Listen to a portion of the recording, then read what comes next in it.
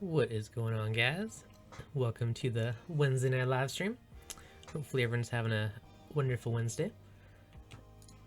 Just getting everything prepped, and hopefully that bit.ly link works for everyone to jump into the Hangouts.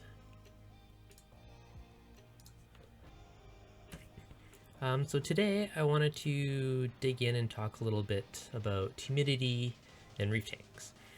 Now, depending on where you live in the world, this may or may not be an issue. Certain places it's really dry, it may not be a big thing. Hey, what's going on, Robert?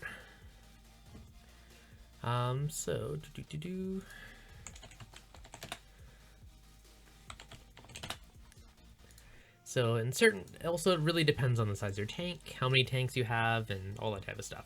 So if you have, a giant couple 100-gallon tank, humidity is probably going to be an issue in your house. Or if you're one of those people with multiple tank syndrome, that's another huge candidate for a potential issue of stuff in your house. So, why should you care about humidity? Well, first of all, for the average person, 30 to 50% is kind of what's considered the comfortable, happy humidity range. Now, if you're too dry, that's gonna, suck the moisture out of your skin. You're gonna have dry skin, dry lips, all that type of stuff. Now, on the flip side, if it's too humid in your house, then that's where you can start having issues with mold and other things in your house. So anything over 60% humidity is generally trouble. PJ Goblin, what's going on? What's going on, Stain? Reefer Jeeves, Method, Robert, Dr. or Dre's Salty Aquatics. How are you guys doing today? So basically, one of the things, you always make sure your house is less than 60%. Anything over that, you can start dealing with like mold issues and black mold. And I've seen lots of videos of people having this happen, especially people with like tons of tanks and fish rooms and that type of stuff. So when you get in these situations, what do you do? How do you deal with it? So one of the first things is, one of the easiest ways is literally like crack a window open. So if you crack a window open, it's gonna flow it in. Like even my house, I went out there and it was like 47-49% earlier. So I'm on the high end of it. I cracked the window open, now it's like 42-43%. In the wintertime, I'll turn on like a bathroom fan or something, so it will suck the air out of the house. So a couple things. If you have a higher humidity issue, there's stuff you could use, like using dehumidifiers. We can dig a little more into this later, or if you want to, go a little fancier, you can get air exchangers, which are more expensive up front, but they're more economical long term. Now, I see Jeff just joined. What's going on, Daily Reefing? Hey, what's going on, man? Not too much. How are you doing? Just fantastic. Excellent. So, you have a nice giant reef tank and a nice giant sump filtration room. So I figured you have probably been kind of one of those guys that have had to deal with humidity issues over time. You better believe it. Especially living in Texas, where it is hot all the time, so cooling is pretty well a constant thing. Mm-hmm. So I would say that I probably, in my sump room, I probably evaporate 10 gallons a day. That's a good chunk. So yeah, humidity, 2 days ago, because I use one of the methods I use is a dehumidifier. Mm-hmm. And I forgot to turn it, I turned it off for a minute, forgot to turn it on, and within like 12 hours, it was like almost dripping wet in there. Wow. And so, yeah, so that's the way I've dealt with it. So previously, I've been at the new house for a year with the sump room, but prior to that, I had the 500-gallon reef and the sump all in one room. Mm-hmm. And it was a very large room, and there was enough humidity to make that room just miserable. And so I got the dehumidifier, the one I'm still using now, Mm-hmm. and overall it worked very well at controlling humidity. But the obvious issue with dehumidifiers is the way they do it is by cranking out heat. Mm-hmm. And so it was heating up the room a lot. So the other thing is, for average size tanks, just I looked at that link you had on your thing. Something like that is fine. And when you get Mm-hmm. from like Lowe's or Home Depot, I forget how much water the little drip pans hold. Mm-hmm. But if you have a larger tank, I was filling that thing up before I got home every day. Yeah, probably about 2 to 4 gallons, Jeff. Okay. I think.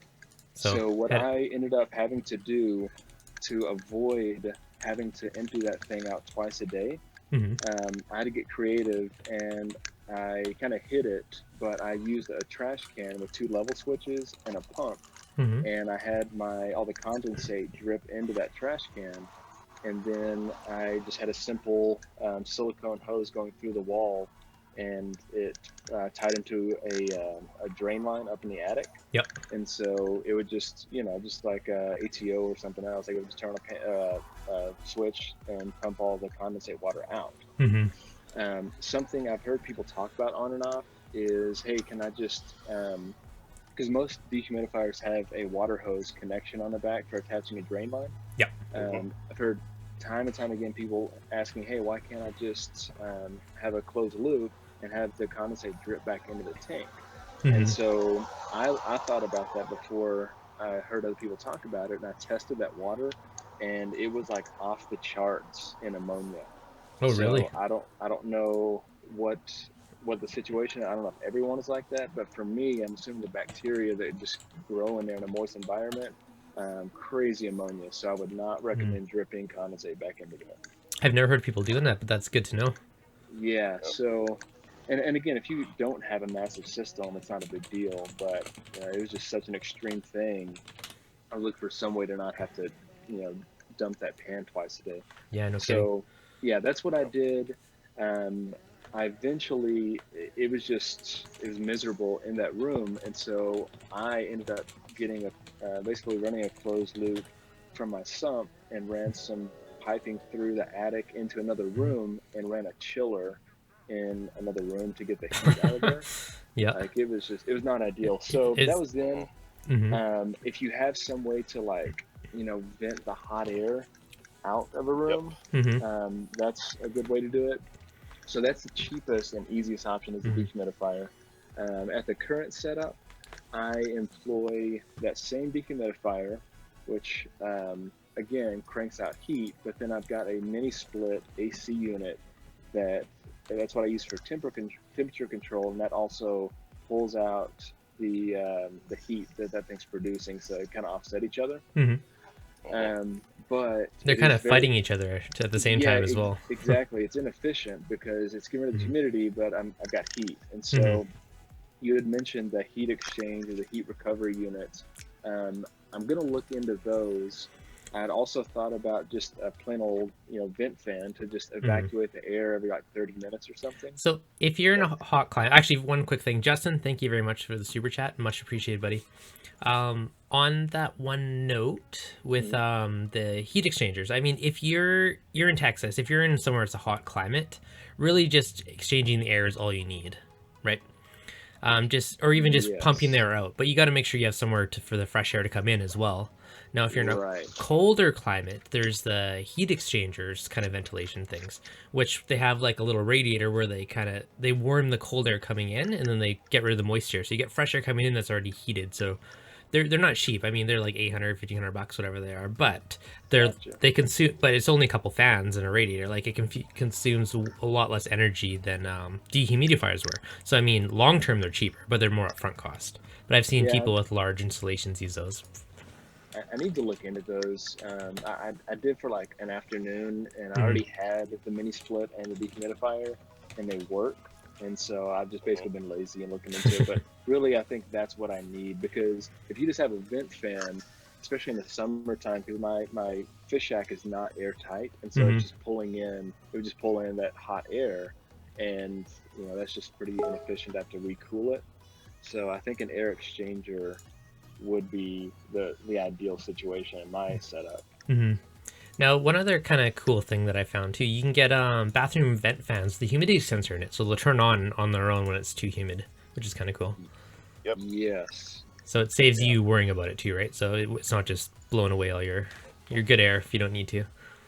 And I've thinking about that, I was worried about the inefficiency there of having to, when it sucks the air out, it's pulling in hot outside air, but it's probably not any more inefficient than having to, overcome the dehumidifier air. So that may be better off. One interesting note as well. I mean, oh, sorry, go ahead, Chris. Oh, sorry. I have a question for Jeff. Wouldn't the air conditioning unit actually pull out and dehumidify the air as well? The air conditioning in the house? It does. So my mini split out in the fish room, it does, but not in the winter time. Only because it'll of only the low dehumidify in temp. cooling mode. Yeah. Correct. Yeah. So when the heater's on, it won't dehumidify. Gotcha. Okay, nice. And my other thing is that that mini split, I'm really worried that it's overtaxing it if I don't have. I mean, it, salt. The salt doesn't evaporate, but there is salt going on in my atmosphere out there, and so I'm worried that 10 gallons of saltwater evaporation is going to kill that unit a lot quicker. Well, And so that's why I've thought to employ a second method to lessen. Because I'd much rather replace a dehumidifier or a fan or something than a whole mini split system. But on the flip side, you don't like you'll get some salt, but for the 90% of it's fresh water that evaporates, right? Like most of your salt still stays in there. For sure. So it's probably not a huge thing, but yeah, anything too close or salt spray or any of that stuff will definitely be impacted just long term. For sure.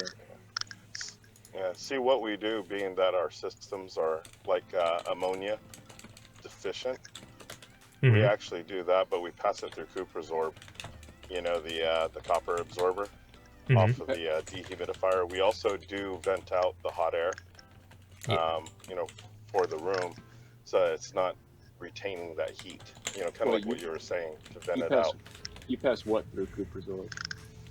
The condensate from the humidifier or the dehumidifier. So you pass it through Coopersorb where? Back into the system? Yep. Pass it through, trickle it, removing the copper or any potential copper. Okay. And then we drip it back into an auto top off, and then the auto top off goes into the overflow, and then the overflow goes into the refugium where the plants can actually utilize up the ammonia. So can you do me a favor, Cruz? Whenever you get a chance, could you test your condensate water for ammonia? Oh, absolutely. Because I mean, it could have been just my unit had, bacteria or something in there that's producing ammonia. But I'd be interested to know. But mine definitely, my ammonia test was like green. It was like high ammonia. Gotcha. Yeah. I know that we started running it, especially during the summertime, because the warmer air actually tends to evaporate the water a lot faster. So you're absolutely right on that, especially in the warmer climates. But no, definitely I will test the ammonia and see where we are. It might be localized. Yeah, it might be localized to that type of machine or that type of or sometimes even air quality coming out of the wintertime, that it does tend to build up. But what we do also is that we also run the hose through a UV sterilizer. So basically what we put a loop in there so that the water is always the UV tube is always full. Does that make sense? Right, gotcha. So you'd put a down loop, and then you would put the UV on the upstream side, so it actually flows up through the UV at a slow rate, whatever the condensate is, and that way you have a longer dwell time. Interesting. And then it drips into the whole Coopersorb stuff. So whatever nasties may be in the water, I don't want that back in my tank. Definitely not. I would agree.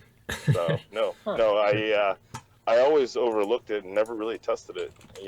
I do notice that when we do run the dehumidifier, our Kato grows like crazy. So you might be right. There might be some ammonia in there. So potentially feeding it back in to the algae. Huh. That is interesting. It's kind of weird to think that there would be ammonia in it. The Kato is absorbing so much nitrates and phosphates that we're always testing zero. So we always have to add in sometimes ammonium hydroxide if we're not running the dehumidifier, and also some potassium phosphate. Interesting. So it's definitely something to look into. Nice. Yeah, and I'll have to test mine because I've not. That was at the last house, but I've not tested the condensate coming out that mini split unit. So I'll test that as well. It might be cleaner. It might be cleaner, bro. It could be. Jeff, what part of Texas do you live in? Midland, Odessa, aka Paradise. Okay, so see, that's my problem. Is the only option for me would be a dehumidifier, because I live in South Louisiana. So not only is it Oh, hot, it's also 80-90% humidity all the time. Yep. yeah. There's no way to let air in because it's more humid. You're Yeah. relying on your air conditioner to dry your house. One So, Yep. one cool thing I learned the other day, because I have a Nest thermostat, and it can monitor the humidity, and you could tell it to turn on the AC when it's too humid, which was kind of cool. that's awesome. Yeah, so that's kind of a So, cool feature I just learned. Cruz, one you're other very clicky from thing. something. You're like click, click, click, click. Oh, sorry. Okay. Hey, Dan. One other quick thing that I looked into before we moved, and it kind of became a non-point for me. But as far as getting the hot air out of a room, if you have to run one, I saw through some research on forums, people used, it's like thin aluminum. I think you can use it for like venting like microwave hoods and stuff. But they kind of like built a box channel basically, and had the output of the dehumidifier blowing into that chimney basically, and had that venting up into an attic or outside or something, and basically just building a chimney on the output side of your dehumidifier, so it can still suck in the room air and then just output into that chimney and move it out of the room. Now, that's an interesting way to do it. Now, a different way of thinking about this, like we're talking about ways to control humidity. Now, the other aspect of it is preventing humidity. Now, I'm a huge fan of open top tanks, but putting a top on your tank is going to take a huge difference in how much water evaporates out of your tank in the first place, which, translates to humidity. So I know some sumps you can get will have like full covers all around your skimmer, and like pretty much everything in the sump more or less contains it. And, if you had a glass top on your tank, that would go a huge ways of preventing humidity. Now, on the flip side, if you live somewhere hot, that's also going to restrict evaporation, which may mean you need to run a chiller. So there's always kind of pros and cons to these different things. Right. Very true. See, what you're talking about, Jeff, I have a standalone AC unit that I use in my garage when I want to go, do woodworking or work on my fishing rods or stuff, that I kick on, and it's actually an air condition and dehumidify in one. Okay. It has a dehumidify setting, or it has a cool setting, and it has a piped intake and exhaust like you're talking about. Oh yeah, see, that would be perfect. Yep. Then the only issue there is then I'd have to go through the sheetrock. True. I wouldn't want to put a hole in the sheetrock. So what I've been thinking about doing is doing and it's an odd size. It's a 5-inch hose. Well, if you look at those flex hose like you're talking about, it's either 3 or 4 4-inch dryer or 6-inch. But what I've been thinking about doing is putting a access panel, because the room where my tanks are is the front room when you walk in the house. So it's either go through the front wall to the front of the house when you're walking up the door, which is not an option, or go through the side wall into the garage, which that's what I've been thinking about doing, is just exhausting it in the garage and just, letting it be. I mean, it's not like it's not already 90% humidity in that garage, and that's like my tools and stuff. I actually have to keep silica packs in my tool chests. Oh, really, eh? Wow. Yep. That's crazy. That's serious. Whereabouts do you live? Baton Rouge, New Orleans. Okay. Yeah, so it's pretty humid just outside in general. Yeah, I think today it was like upper 80s in temperature, and it was like 80-85% humidity. Yeah, that's a Do you good have show. any windows in that room where you could just vent, like figure out some way to do like a window? Like a window gasket. Panel? I've thought about that, because it has a window plate, but again, it's on the front of the house. So then I have an open access to my house. I could do that, and I've thought about doing that like when I'm hanging out in the room and I'm home, but I would want to try to set that thing up to where, I could set it on 70% relative humidity and just let it run on its own on auto. Because that's probably not the best room for a tank in my house, because it is one of the warmer rooms, but it's also the only viable room for a tank. Because that's like, I have 2 living rooms. That's the smaller living room. So we didn't really have anything in there.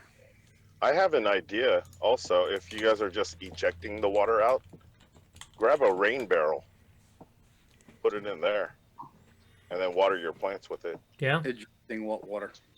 it's a good way to do it. So Devin, what do you use Um, to I control humidity? Okay, so it's actually not too bad. I'm on the high end, but I'm not above that 60. I'm not in the 60, the bad zone, right? Like 60% or higher, you're pretty much asking, black mold, all those types of nasty things can start growing, right? So mine stays in the high 40s. It's usually like, 40 to 50%. So for the most part, it's good. In the winter, sometimes like I'll just leave a bathroom fan on, or if it's nice out, I'll just crack a window. But yeah, even today, like for instance, it was 47 to 49 earlier today. I opened the window, and within an hour later, I went and looked. It was 43. So, just just the Nice. fresh air alone makes a huge difference. So I haven't had a huge issue with that one. Now I did used to have a dehumidifier. It died on me, but I did used to have one. Couple things if people are looking for dehumidifier, generally get one that's rated for a much bigger space, because I don't think dehumidifiers think that people that are running them have reef tanks.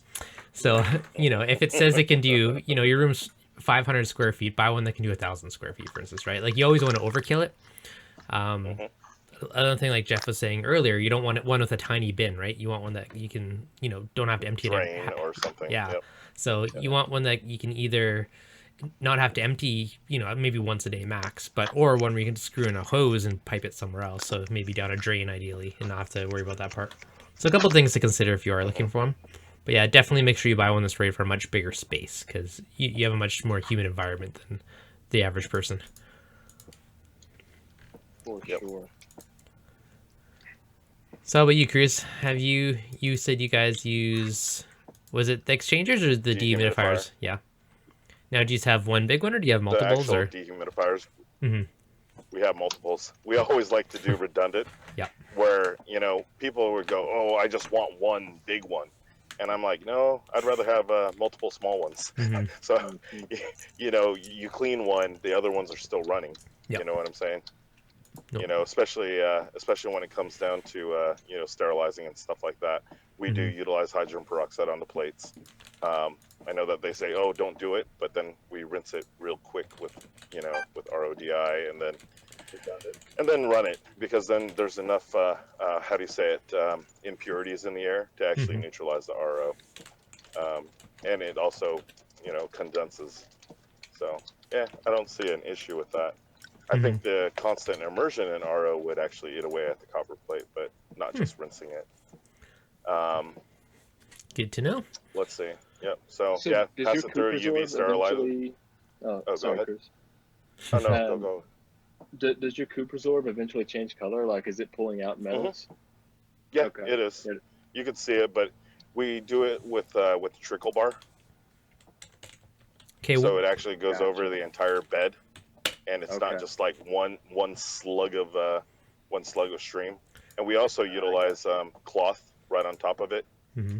like a Disperse what is it. it called? It's almost like a filter, but it's like Cheesecloth kind of thing.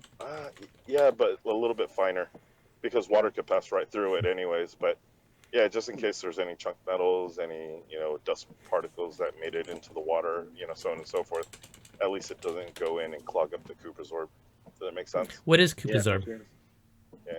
What is Koopa's orb? And it's not. Yeah, it's not. What is Cooper's orb? Yeah. Oh, it's a DI resin that actually removes metals, Okay. Gotcha. especially copper. Okay. Cool. Thank you. Yep, not a problem. So yeah, I mean, if you do that, you have a nice good trickle across the entire face, and then you just check it every once in a while to see if it changed colors. I have to look into that. So you're using the Koopa's orb to suck up any metals as it drips back in after it dehumidifies. Yep, and after it dehumidifies, it passes through the UV, right? Because of, once again, we're also worried about black mold, not bacteria. We're worried about black mold being built up. Yep. Some of the spores and whatnot. Okay. So go ahead. So you have your UV filters. Are they piped into like a reservoir, or do you empty them into a reservoir? Wait, what do you mean? Okay. So sorry, you take your dehumidifiers. The hose. Yeah, you take the hose, you pipe it into some kind of container. It then we loop it down. We put it down loop, and then we push the water up. Okay. So it pushes the water up. It goes through a UV system. And then after there, it goes through the Coupasorb, which is basically a DI resin that absorbs copper, just to make sure there's nothing in it, because it is copper coils that go through the dehumidifier. And then that drips back into your auto top-off? That drips into, well, we do that sometimes into the auto top-off. Sometimes we put it in a holding barrel. Okay. Well, that's an efficient way to use the water. Yeah. Nice. Less water changes, and sometimes we utilize a pressure pump to actually push it through the RODI again, and it gets rid of everything. Nice. Or anything. Yep. Very interesting. No, I know. That's a whole new system there. Yeah, Devin, just for your info, so Coupasorb is typically what you use in a quarantine tank. Okay. After your 30-day periods up to get the copper out of the water. It's the most common way to get copper out of your QT system. Yep. Very cheap too. Very cheap in bulk. It's a CCAM product. Okay. Yeah, thanks for explaining that. Oh, thanks, Jeff. Yeah, no problem. I'm just Googling it right now just for my own knowledge. Okay, Coupasorb. Yeah, sometimes you've been in this hobby too long and you just kind of like throw out names and stuff like that. Exactly. And you think that everybody knows what you're talking about. Yeah, I've never used that one, so that one's new to me. So good to know. Yep. Sorry, guys, in the stream and in the chat. No problem. So Method was trying to ask you something earlier. He said he'll ask in a little bit. But yeah, covering your tanks, by far the best way to prevent evaporation in the first place. I mean, I'm not a big fan of putting a cover on my tank because it doesn't look pretty. But if you have a canopy or anything like that, I mean, that's an easy way to prevent a ton of humidity from your tank. When you say cover, like, what do you, like a glass cover or like a mesh cover? Glass or acrylic or something that's going to prevent the water from evaporating as much. Or if it does, it'll just drip right back in. That is by far the easiest way to prevent it. But sorry, go ahead. More maintenance, though. You have to clean the glass. Yeah, because you will get condensation on it. You know, that could mess with your light a little bit as it creates little lenses of hot spots. I mean, there's potential issues with it. And if you live in a hot climate, you're not necessarily going to want to trap in all that heat because evaporative cooling's the easiest way to cool your tank. On the flip side. Let me ask you something. So the same thing where you have the issues with evaporative cooling. If I use a chiller, will using like an acrylic cover allow me to keep, once I've spent all that energy and money kind of cooling the tank to a certain temperature, will a cover help me keep that kind of cooler temperature in? Will it insulate the tank a little bit? I doubt it. Yeah, it's questionable. It would depend on your ambient air to an extent, right? Like how warms the room around it. Like saltwater. Because remember, the glass also transmits the heat. So if it is warm, ambient temp will be the biggest factor as far as your tank temperature. Yeah, the apartment is warm. Like today, or it's not even the heat of summer yet, and my tank got to 81 degrees today. So I have to use it to keep my tank at 81 summer. I have to use a chiller. So what I'm big, I have a 110 horsepower chiller. I was seriously upgrading a little bit because I think it works too hard and probably costs me more power to kind of run an underpowered chiller. I think I'm going to upgrade and get something more powerful that'll have to work less. Can I tell you what I did in the past when I was living in Vegas? I take What'd you do? Yeah, go ahead. I'm curious. Oh, I thought O was talking. Oh, go ahead, O. No, I said I'll take any suggestions because it's either I either use fans and go through almost 10 gallons a week evaporation, or I use a chiller and my electric bill is $250 a month. Yeah. What I did is I took a mini fridge with a freezer. I sucked in the air from the house. Yeah. I drilled a hole with the little check valve. Yep. I put an air pump in the freezer area. Kind of like the Tom's Aqua Lifter, like you were talking about. Yep.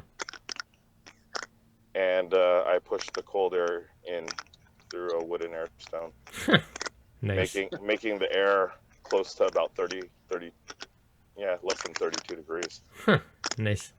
Just the surface, just the surface area and the temperature difference. I was able to actually pull down the temperature probably about, I want to say 10 to 15 degrees when I just let it stay on, and it was about an hour. And you That's think thinking outside the box. Yeah, you think that's cheaper than because you think that's cheaper than using a chiller? Because a chiller is because where are you going to exhaust the hot air? that's the problem is when I vent my chiller, geez, I think my chiller using the chiller on my apartment warmer.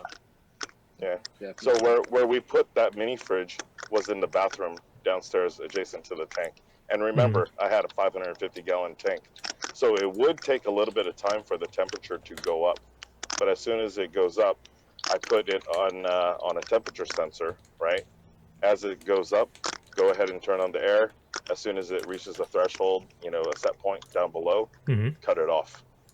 That way the freezer has time to, it gives the freezer time to build up the chill again. Yeah. Hey, Cruz, I have to ask, what is all you're clicking? Oh, it's the windshield wiper. Sorry. Oh, okay, that's what it is. Yeah, it's raining over here. We had thunderstorms. Okay. Who, me? That's a good excuse. Oh, when I was over there and okay. Oh, answer. Are you living in a house or an apartment? Apartment, man. Apartment living. New York City. How close is your patio or a private patio to your tank? No private patio. No private patio. Yeah. So do you have any? So you don't have any like outside floor space? No. Gotcha. What were you thinking though? Well, that's a good idea, Jeff. I've ran my chiller outside and just made I used like a plastic tote as a cover kind of thing because they're fairly weatherproof as long as you don't get direct rain. You can run a chiller outside, and even when it's 100 degrees outside, it'll still work, just like your home AC works, Yep, because it's still higher and hotter on the coil side. Yep. than the ambient air. Do you have any way to pipe hot air to a window or something? Oh, my tank is right beside the window. So, what about hood it, and put an exhaust fan on it. Yeah, so I don't know if you were on earlier, but I did some research because I had at the last house I needed to get my chiller hot air out of the room, and I found several people that kind of DIY'd a little chimney for their exhaust, and they would kind of use that tape that's metallic for AC ducting and stuff, and they use that tape to seal, and then DIY'd a little chimney, and that pushed outside, and they made a little window gasket and push the hot air out a window. You know what? That is actually not a bad idea. You know what? I was actually looking. Oh, you know what? Last year I had a idea. There's a chiller I saw, and the chiller actually had the vent on the top, and it came out of like a little something like it would be easier. Like the chiller I have now, the entire back is the vent. Right. The chiller I was looking at, it comes out the top with like a little, I don't know what it is. Rectangular vent. Yes, where you can actually adjust it. Yeah, I actually looked at that. I looked at that one, but I don't think you need to do that. You could literally use the same principle as I thought about using, because I'd looked into those air dryers for my ozone, kind of tangent, but I couldn't readily find an air pump that would that had an input to forget all that. You can basically create use that same tub or something, a large plastic tote that'll fit over your chiller, cut out a hole for the input vent, and then just seal it off with tape or something, and basically your whole chiller is sealed inside of that plastic, Rubbermaid or whatever, and you have the cutout for your inside, and then just tape your vent onto the back side of that Rubbermaid.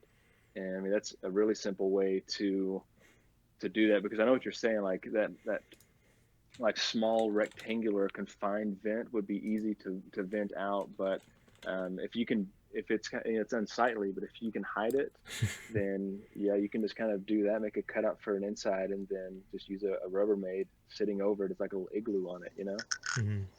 And what you could do is you could throw a piece of cloth over it and a piece of wood. If you're actually venting from the high side of a tote, change it into a table. True. Just gotta find some IKEA furniture to hide it in by the tank. You know what? I might. You know what? I might. That you guys gave me some ideas, because what I might do is, I think I can put the chiller. You know, it might look unsightly, but I think I can put it on the window right by the tank. It'll take up half the window space, but I could just keep the curtain. You know, I only need it for 3 or 4 months. So 3 or 4 months is not gonna. You know, it won't be. It won't be. It wouldn't look too bad. Yeah, so if you could get a vent, or some way to like put it in the window, and I don't know if you would need like those flaps that if it's not getting forced air out, the little flaps will fall down and close, so you won't get hot air coming in the window. The little dryer vent things, like that maybe. Yeah. Yep. Yeah, I mean they have the low profile ones now too. You know, they're wider, but they're smaller. Yep. So you're not opening up your window like 4 or 5 inches like the old style. It actually spreads out like a delta, you know, like a triangle, and it's flatter and lower profile for that. And it also has a 90-degree angle bend to it. What I do now is I just put like insulation in there. I mean, it doesn't look great, but because it's only like 5 or 6 inches high. But I put AC insulation in there because I do have a few pipes going outside, like to pull in air from my skimmer, and the bubbling line goes outside. So I put like a 3-inch, like what is it, like a 2-inch PVC through the window, use insulation to like close it, you know, so no air comes in or out. And then every piece of pipe I need, I stick it through that, you know, a little conduit. Yeah, conduit. Yeah, perfect conduit. So use a big drape or something, or a curtain to hide it, and just have a stand, or build a stand to prop your chiller right there in front of the window, and call it a day, man. Yeah, you know what? I got some good ideas. I'm not sure what I'm gonna do yet, but I think you guys get. Yeah, I got some ideas. I got some things I'm gonna try. That's good. Always good to inspire. Love it. I expect a good video to that, yeah, exactly. Hose cooling journey. But yeah, so on the larger scale, those heat exchangers seem like a cool idea to me, where it just mixes the two airs, but through kind of a little funky radiator, just to heat up the air coming inside. Now, obviously that's not an issue in the summertime, right, when you're using a cooler. But the wintertime, the rest of the year, then you're not cooling down your house at the same time. Have you looked into air exchangers? Like, much like, do you know how they work? I've never really looked into them much. I mean, the base ones are literally just sucking in outside air and pushing in inside air. Like, that's the very basic ones, right? And it's the fancier ones that do the heat exchanging, is when it pumps it through a radiator so that it absorbs that warmth as it makes its way in. So you're not actually pulling in hot air. It's shooting out, I guess, like radiator-wise, as they kind of pass, it's going to shoot the hot air out without actually drawing in direct hot air kind of deal. Yeah, basically. It's just trying to... It's probably... Because it works kind of like a radiator, so it's probably just trying to level out the temperature, so it's not a big difference on either one. Huh. That's from my understanding. I haven't went crazy into it, but that's my basic understanding of it. Yeah, I'll definitely look into those, because that would be a lot more efficient for my fish room. I think so, right? Because then it's a little more upfront, but then you're only running a couple fans inside, basically, right? Rather than running big pumps and compressors and everything else, which cost a lot more in electricity long term. Exactly. Now there was one other thing I was looking at that looked pretty cool, but yeah, that's the easiest one. I mean, on the flip side, if you have central air conditioning in your house, air conditioners dry out the air, so that's another easy way for at least inside your house. The fish shack's obviously a bit of a different scenario. Right. But when it's inside of your house, then, yeah, the Nest one, which I recently learned, is that it has a humidity sensor in it. And you can say, turn it on if your humidity is too high, which is pretty cool. Now, that's upstairs, and I know they just released like a remote temperature sensor. I don't know if it does humidity or not, but I want to look into that. If it does, then I might put one downstairs where the tank is. and just let it kick on the AC if it gets too humid, which is kind of a cool way to do it. Do you use, I'm assuming you have the Nest? Yeah. How much do they cost? I don't know. I'll go look right now. I think it was a little over 200, but that's Canadian, so it'll be cheaper for you. Might have been 250. That's not too bad. They are $217 on Amazon. That's not bad at US. all. No, but I like it because I can control it from my phone. I can turn the temperature up and down, and now that I learned I can, monitor humidity and kick on the AC if it's too humid. That's another cool feature. So Yeah, it's pretty handy. Yep.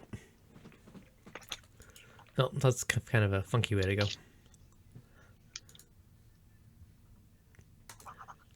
I don't know. Is there any other kind of random scenarios that you guys have thought of or had for humidity issues that you've encountered? Those are all kind of the main basic ones that I've seen so far personally. Yeah, I think that what O's dealing with, I mean, I went down that same exact mental path. I think a lot of people run into that is, apartment living or somewhere where you can't modify, like put a hole in the wall for a vent line. Like, how do you run a chiller? How do you run a dehumidifier in a room and pipe out heat? That's a tough part. Yep. But I don't know, like something else I kind of saw is people piping just a hose, somewhat covertly into like a laundry room, something like that, and just like somewhat shutting it up into another room. I mean, that's only efficient to an extent, but if you have a smaller system, you can probably get away with that.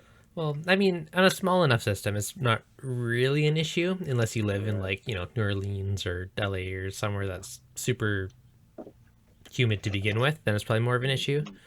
But I know for most parts, it doesn't seem to be. I manage my humidity from moving from Houston to Austin. Nice. Or you could move. There's another option, a little more extreme. Solve your issue. Yep. But yeah, like I'm going to say like less than 90 gallons, 100 gallons is probably not an issue. But it's a lot of the guys when they either A, have like 6 fish tanks, or you're getting your like couple 100-gallon and up tanks, right? When that's a lot of water that evaporates. That's kind of where it does it. Yeah, moving's a whole nother level there, buddy. Do you know what? It's been forever since I watched Alex's videos. Doesn't he just use like fairly beefy exhaust fans? So yeah, he had actually he had a really good point in one of his videos. So Alex has a pretty massive tank, and he did like a vapor barrier kind of plastic all over the roof around his tank, and he had one of those bathroom fans that had the humidity sensor in it, so that would kick on whenever the humidity was high. So those were the main things he's using. I'm not sure if he added anything else to it, but I remember watching that, and so that was his biggest thing, was just the bathroom fan to suck it out. And he actually raised a good point on his video. If you have a decent flowing fan, it's going to create a negative pressure in the room, and it's going to suck air in from other rooms or wherever it can. But if you went too extreme on that, where it was too much of a negative pressure, and you have a newer house, it's all sealed up very well, then it could potentially take other exhaust from like a gas hot water tank or other things and suck air in rather than letting it out. And it could be an issue of sucking carbon monoxide into your house. So that was kind of an interesting point. I never considered that. So if you create too much of a negative pressure, it's something to consider. So if you're forcing air out, it has to come in from somewhere. Oh yeah, one more thing. If you're also drawing that kind of negative at that low pressure, you're also flushing off the water and increasing the humidity or the evaporation, right? Just the FYI. So another question I've seen on that note, another question I've seen pop up is like, will running a dehumidifier increase your evaporation? It can. I think depending on the differential. Yeah. Again, that's one of the reasons why, kind of like what O was saying, is you keep it at something comfortable. You know what I'm saying, or tolerable, around 60, 65. At least to drive down most of the uncomfortable moisture. Yeah. I know that it's cutting the knife edge. Yes. But if you're heating up the room, it becomes an issue. So there's a lot of caveats. There's a lot of pluses and minuses. Yeah. So most things that I've read have kind of stated that 60% and higher is where you start getting the potential for mold. And I know that's like the biggest issue of having high humidity is potentially getting mold. And, no one wants black mold or all that stuff growing in your anywhere around your tank in your house. So that's always been the biggest reason that I've seen to keep your humidity lower, which ideally, that 40 to 50 range is a happy place to be. I have a dehumidifier because mine gets to about 60. Mm-hmm. So I actually have a dehumidifier that kicks on. I was thinking of somehow connecting it to my Apex, but I didn't quite figure out how to get humidity readings. I figured that out earlier today. So you can buy little digital humidity meters for about $25 off Amazon, and they're like a humidity controller. So it's basically just a relay that opens and closes once they reach whatever set point. Now you can connect those two little contacts for the relay to a breakout box, and you could use that. So you say, "Hey Apex, I've reached this humidity point," and you could control it that way. But that being said, you could literally just hook it up to the controller too and do the same thing. So All right. There's also another idea that I had too. If you're living in an apartment and your water is paid for, you could actually run the cold water, through a coil and then put a drip pan underneath it and empty it into the toilet or something. Yeah. You know what I'm saying? That way you can actually dehumidify it that way, utilizing the cold city water. It's just how do you get the what? I actually thought about that, but how do you get the cold water to the tank? See, it depends on the layout. Yeah, what's close and yeah.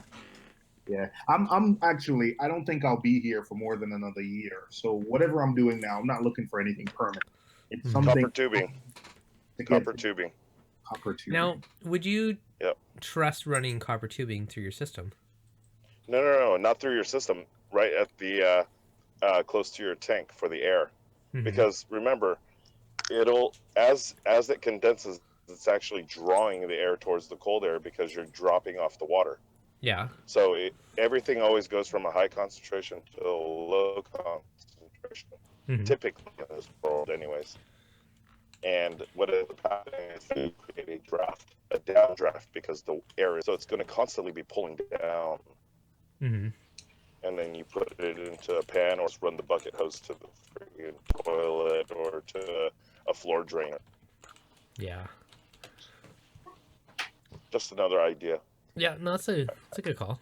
I just thought about it right now because I know that when I was living in an apartment, I remember for our ghetto cooler, for our ghetto AC, because our AC broke, is that we had a box fan. We got a crap ton of freaking copper coil.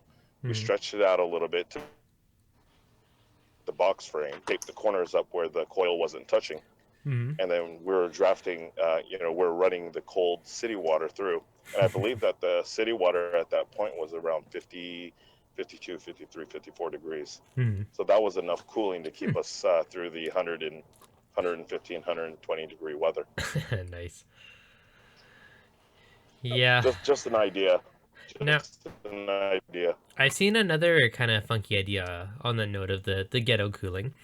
I'm assuming this is more evaporated cooling, but you basically drop your water like a rain shower down like a tower. So take like a 5 or 6 inch PVC pipe, and you can kind of drip your water down it with a little fan on top. And suppose does a ton for evaporative cooling. Yeah, but then your humidity goes right back up. Yeah, yeah, I don't exactly. So that defeats today's talk. But on a cooling note. Yeah. Oh, absolutely. It's what we would call a cooling tower. It's what a lot of these big plants, in manufacturing, a lot of chemical plants utilize that, for their chilled water or their chilled water loop. They're able to actually get that water, pretty much close to about 40, 45 degrees. It's really efficient. Really, eh?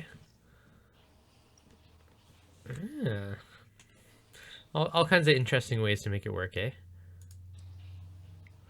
Absolutely, and if you want to run, if you also want to run the cold copper pipes on the air intake side of that freaking cooling tower, I guarantee you that you'd be able to go even lower.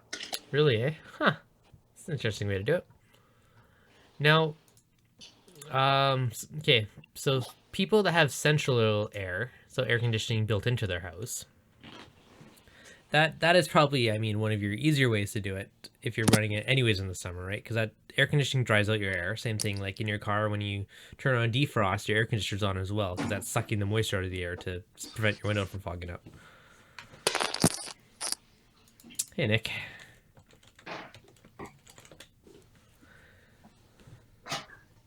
So a couple different kind of funky ways to roll with it. Yeah, for putting a top on a tank, I don't think I would do that unless I had a canopy, personally. It's the only way I can justify it. Or, I mean, I know that people are concerned about the air exchange and stuff like that, you know, with a covered canopy and a covered sump. But that's where the aeration, you know, where aeration really comes to fresh air, kind of like the way that O's doing, the way that Dev's doing, you know, bringing in fresh outside air into your skimmer.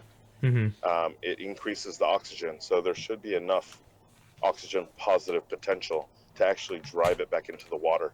So then, of course, you're going to have a, you know, that extra air that you're pushing in will be able to push through the gaps of the, you know, of the glass covers or whatnot. It's not really airtight. So you are going to get degassing, and you should be fine. Yep. I know a lot of people are concerned about it. Like my nano tanks, it does make a big difference though for evaporation. Like in my first little nano reef tank was a Fluval Edge, a 12-gallon tank, and the top's almost completely sealed. Like that thing had zero evaporation. I never even had to worry about an auto top off on it. It was great. But then other tanks too, like on like the Innovative Marine ones and ones I've had in the past where I've had the glass top on it, would just sets inside the lid with the little clips. Having that on, same thing, was like a huge difference in how much the tank evaporated. Now I think it looks better without the top, so that's why I don't use them. But it does make a pretty decent difference. Have you tried covering up your sump, Dev? I have not. I've considered. That makes a big difference as well. I've wondered how. I've actually kind of wondered too, because like I don't know if I cover the top, but covering the sump, how much benefit do you get from that? Huge. It's enough to make it worthwhile. Yeah. I guess because you have a lot of water falling action going on through all the baffles and all the different chambers. Yeah. See what we do in the sump also. And what I've done in the past is I utilize the open cell sponge, and actually fit it to the sections, and that also limits the amount of evaporation and humidity loss. By using, is that just because you're reducing the water falling, or how does that work? You're reducing the splashing. Okay. And the splashing, you know, it exposes it to the air, right? And that's where it starts evaporating in small droplets. Okay. You know, so you're reducing the splashing that happens. You're also reducing your salt creep. You know, and therefore you're also reducing the sheeting on your sump area, where it actually splashes onto the sides, and then it's a thin film. That thin film evaporates very, very quickly. Makes sense. And then not only that, but you're also keeping a higher potential of humidity underneath the sponge, so that it, you know, you're not sitting right on the water. It's right above the water line. Yeah. So all you're doing is keeping that area nice and humid. Does that make sense? Yeah, it makes sense. But gas is allowed to go. Okay. But gas is allowed to go through, but at a very, very controlled rate. It reduces. It doesn't completely eliminate. Yeah. Now, on the flip side, I mean, I did this for noise, but I made sure all my drops were less than an inch from each baffle, right? It only drops like 3/4 to an inch type of deal. So I have very small drops throughout my sump, but I 100% did that just so it'd be quiet. But you know the issue that we found lately, Dev, with quiet sumps, you know, everyone wanting the sumps to be very quiet without crashing of water. Less aeration? Less aeration, not because of the crashing of the water necessarily, but the displacement of the CO2, allowing it to gas off. Yep. That's so you gotta why I got consider, my super dinky outside airline.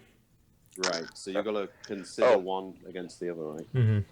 One more thing for the sump, at least if you want to cut down the evaporation in the sump or your overall system by probably about 50%, is ping pong balls. Ping pong balls in your sump. They float. It's kind of like the way that they do over here at you know, at big lakes. the big lakes or some of the evaporative or what is it called, the settling ponds for wastewater water treatment. They put balls, you know, the floating balls right on top so that you don't get much evaporation again. That makes sense in an odd way. Like, on that note, just like my real life example that just popped in my head. In my bathroom, I got like a little vase with bamboo in it, and the water above the rocks evaporates really quick. And then once it hits the rock lines, it takes ages for it to go down. In comparison, so yeah, having all that stuff because most of the water is hiding underneath some type of surface, so it does make a decent absolutely. difference. I don't know if And I'd it fill does my sump with stratify, balls, too. but it's good to know.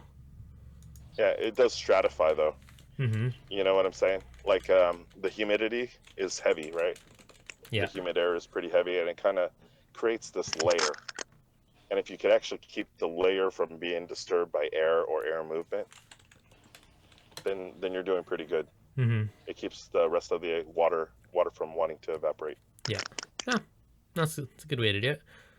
It'd be kind of funky having the sump full of ping pong balls, but it's only for a couple of months, and then you remove it later. That's fair. You know what I'm saying? So, do you think putting a lid on top of a sump is worth it? Like if you consider it's inside of your stand, and do you think there's enough benefit and reduction in evaporation to justify building like a glass lid or acrylic or whatever, some type of lid that goes on top of it? Yeah, I would, or Yeah. I would put some type of glass, and then I would actually connect. Me personally, I would connect some type of cooling mechanism on top to actually rain the water back down. Dehumidify it, and keep the lid at an angle. Yeah, a slight angle would make a big difference, just so it can drip back in if it does collect. Yep. Yes, sir. Maybe I'll consider this on the future build. The tricky part is, though, you need to get cutouts to make it go around all your equipment, everything to fit. Like it's got to have two halves with a circle in the middle for your skimmer. You got other pipes coming in. You got to make sure you have those grooves and notches in it. So it'd be pretty darn custom to that specific layout of your sump. Acrylic would be easier in that extent, but the only issue I found with acrylic for lids is it will bow over time. Like you'll get a bow in it. That's where the copper would come in.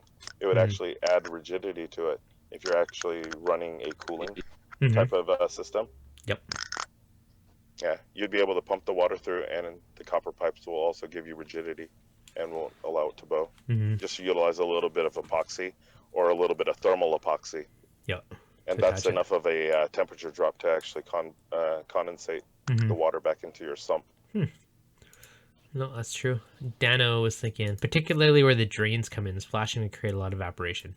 On that note, very good point. Yes, it would create more evaporation with the splashing.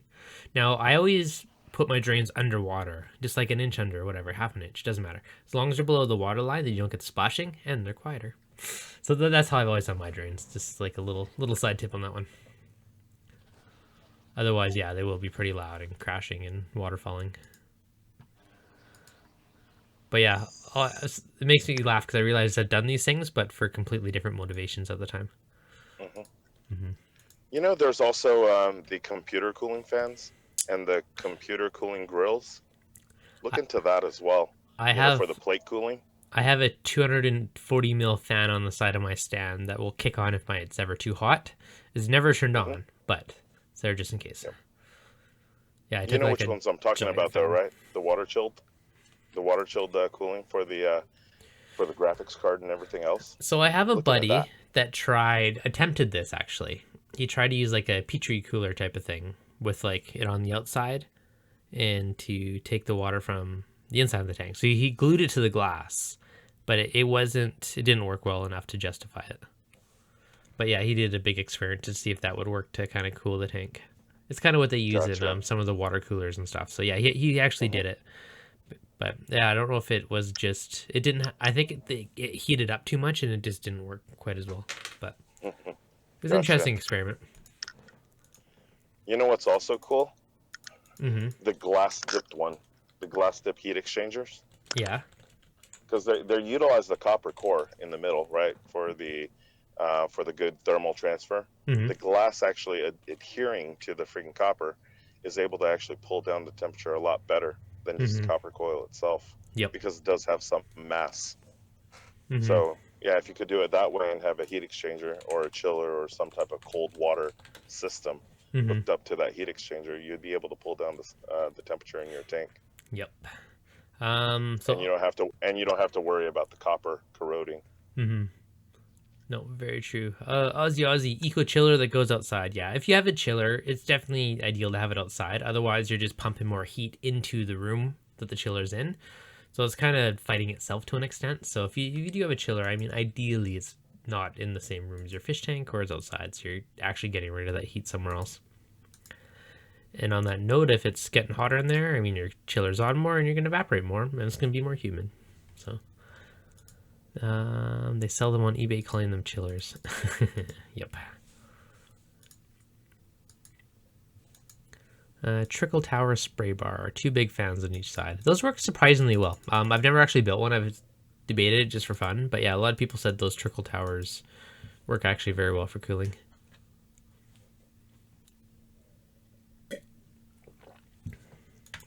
We talking about cooling too? A little bit, yeah. It started with humidity, and then humidity kind of came the source of evaporation, and now somehow we got a little bit derailed into chilling and evaporation. They're kind of loosely connected, but what you got, TMG? I know you were trying to actually build some kind of really funky cooling type of stuff, so if you want to jump on the Hangouts, there's the link. But I know you're looking at different kind of heat exchangers type of small scale ones for water cooling. I mean, but yeah, like Cruz, kind of how you were mentioning earlier, just even like a PC stuff where they use water cooling on a computer. I mean, a lot of them have copper in it, so yeah, I don't know if you necessarily want to run your computer or your tank water through it, but there's aluminum ones. So there is, you could probably work some kind of funky stuff. What's going on there, TMG? No, I thought it was strictly Well, cool, and then when I hopped back in, I heard you guys talking about because it's like 93 degrees here right now, so yep. I'm contemplating Well, different ideas. If it's too hot, it evaporates more. So cooling's related. Yeah. So you had some funky projects going on in the past. Did you ever finish those or do anything with them? No, I didn't. Never got around to actually getting a 3D printer. The concept was kind of works. I did a little bit more research into the Peltier cooling, and it just generates too much heat on the backside as well as draws way too much electricity. Yeah, to be a valid cooler. Yeah, my buddy built one on his nano tank, and that's basically what he found out as well. Yeah, you can actually stack them, TMG, right? Do the stacking to probably about 4 or 5 deep, and then definitely isolate the sides so that you don't get heat transference back in. Yeah, and you could actually pull it down to sub-0 degrees, and utilize it off of solar panels. Okay. Gotcha. Interesting way to go about it. Most of them are 9 volts. You could actually reap 12 volt. You have to take a look at your amperage, because I mean, most of the time during the daytime when the sun's out, that's when you want that cooling. Yeah. And all you need is a point cooler, just 1 point of cooling. That's well below the friggin', well below the temperature of the friggin' water, just to pull it down, and you'll be fine. Yeah. What I was gonna ask too, since I have a manifold, right? Yep. I'm not critical about appearances, especially when it comes to creating a lifeline, so to speak, for my tank. How well would regular tubing, like the push connect tubings, how well would those transfer heat? Because what I'm thinking about doing is running one of my manifold nozzles into a bucket filled with ice, and I really don't mind dumping new ice, in a container every so often, just to keep it really, really cold, and just having the manifold recirculate into the bucket back into the sump. I have another question. Is there more? Yes. You know how in the freshwater planet tank world, how they have glass tubes, and in the chemistry world, we have glass heat exchanging tubes. Good call. Utilize that instead of copper. Very good call. That is interesting because I know like in saltwater we'll mess with like ceramics a little bit here and there. It's got too much too much alumina and too much metals in ceramics typically for strength. Oh, okay. That's a good call. I would just buy a big glass coil, like a coiled glass tube. That'd be perfect. I mean, that's what they make out of bongs, or find a bong maker.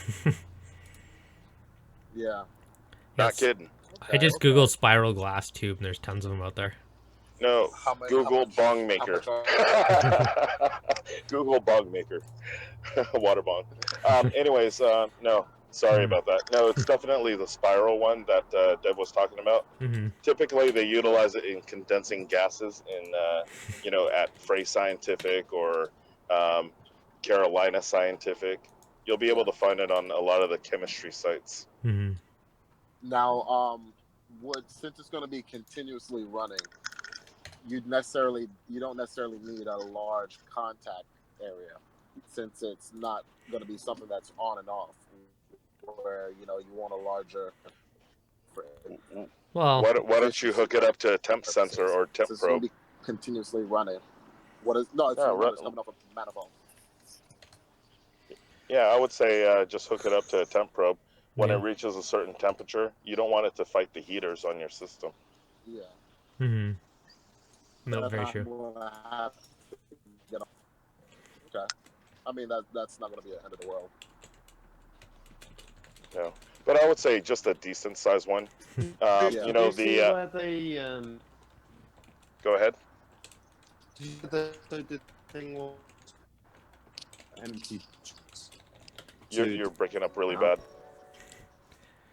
You're breaking up bad. Yeah. Well, Nick's breaking up. My opinion. Thank you very much for the $10 super chat. Much appreciated. You're still super choppy, Nick. Also, my opinion. How are you doing?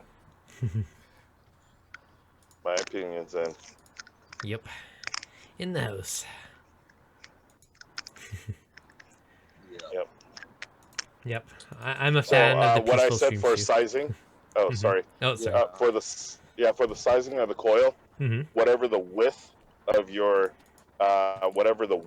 your sump is, minus 2 inches, so you have an inch clearance on either side for the tubing, and the water would actually pass through. You know where the overflow or the baffle is? You want the water to pass across the face of that, across 2 coil surfaces. So one on the intake side, one on the outtake side. Okay. Make sense? Yeah. Is that better? Can you hear me now? Yeah, no, you're awesome. Yes, Sound good, better. Nick. All right. Cruz, I was just saying, have you seen as well that they just insert tubes in, empty tubes, and just let the heat dissipate through and out the tops? Yeah, I have. Just like multiple tubes. So all they're doing is using the material as a conductor for the heat, and then you're just exhausting it out the top.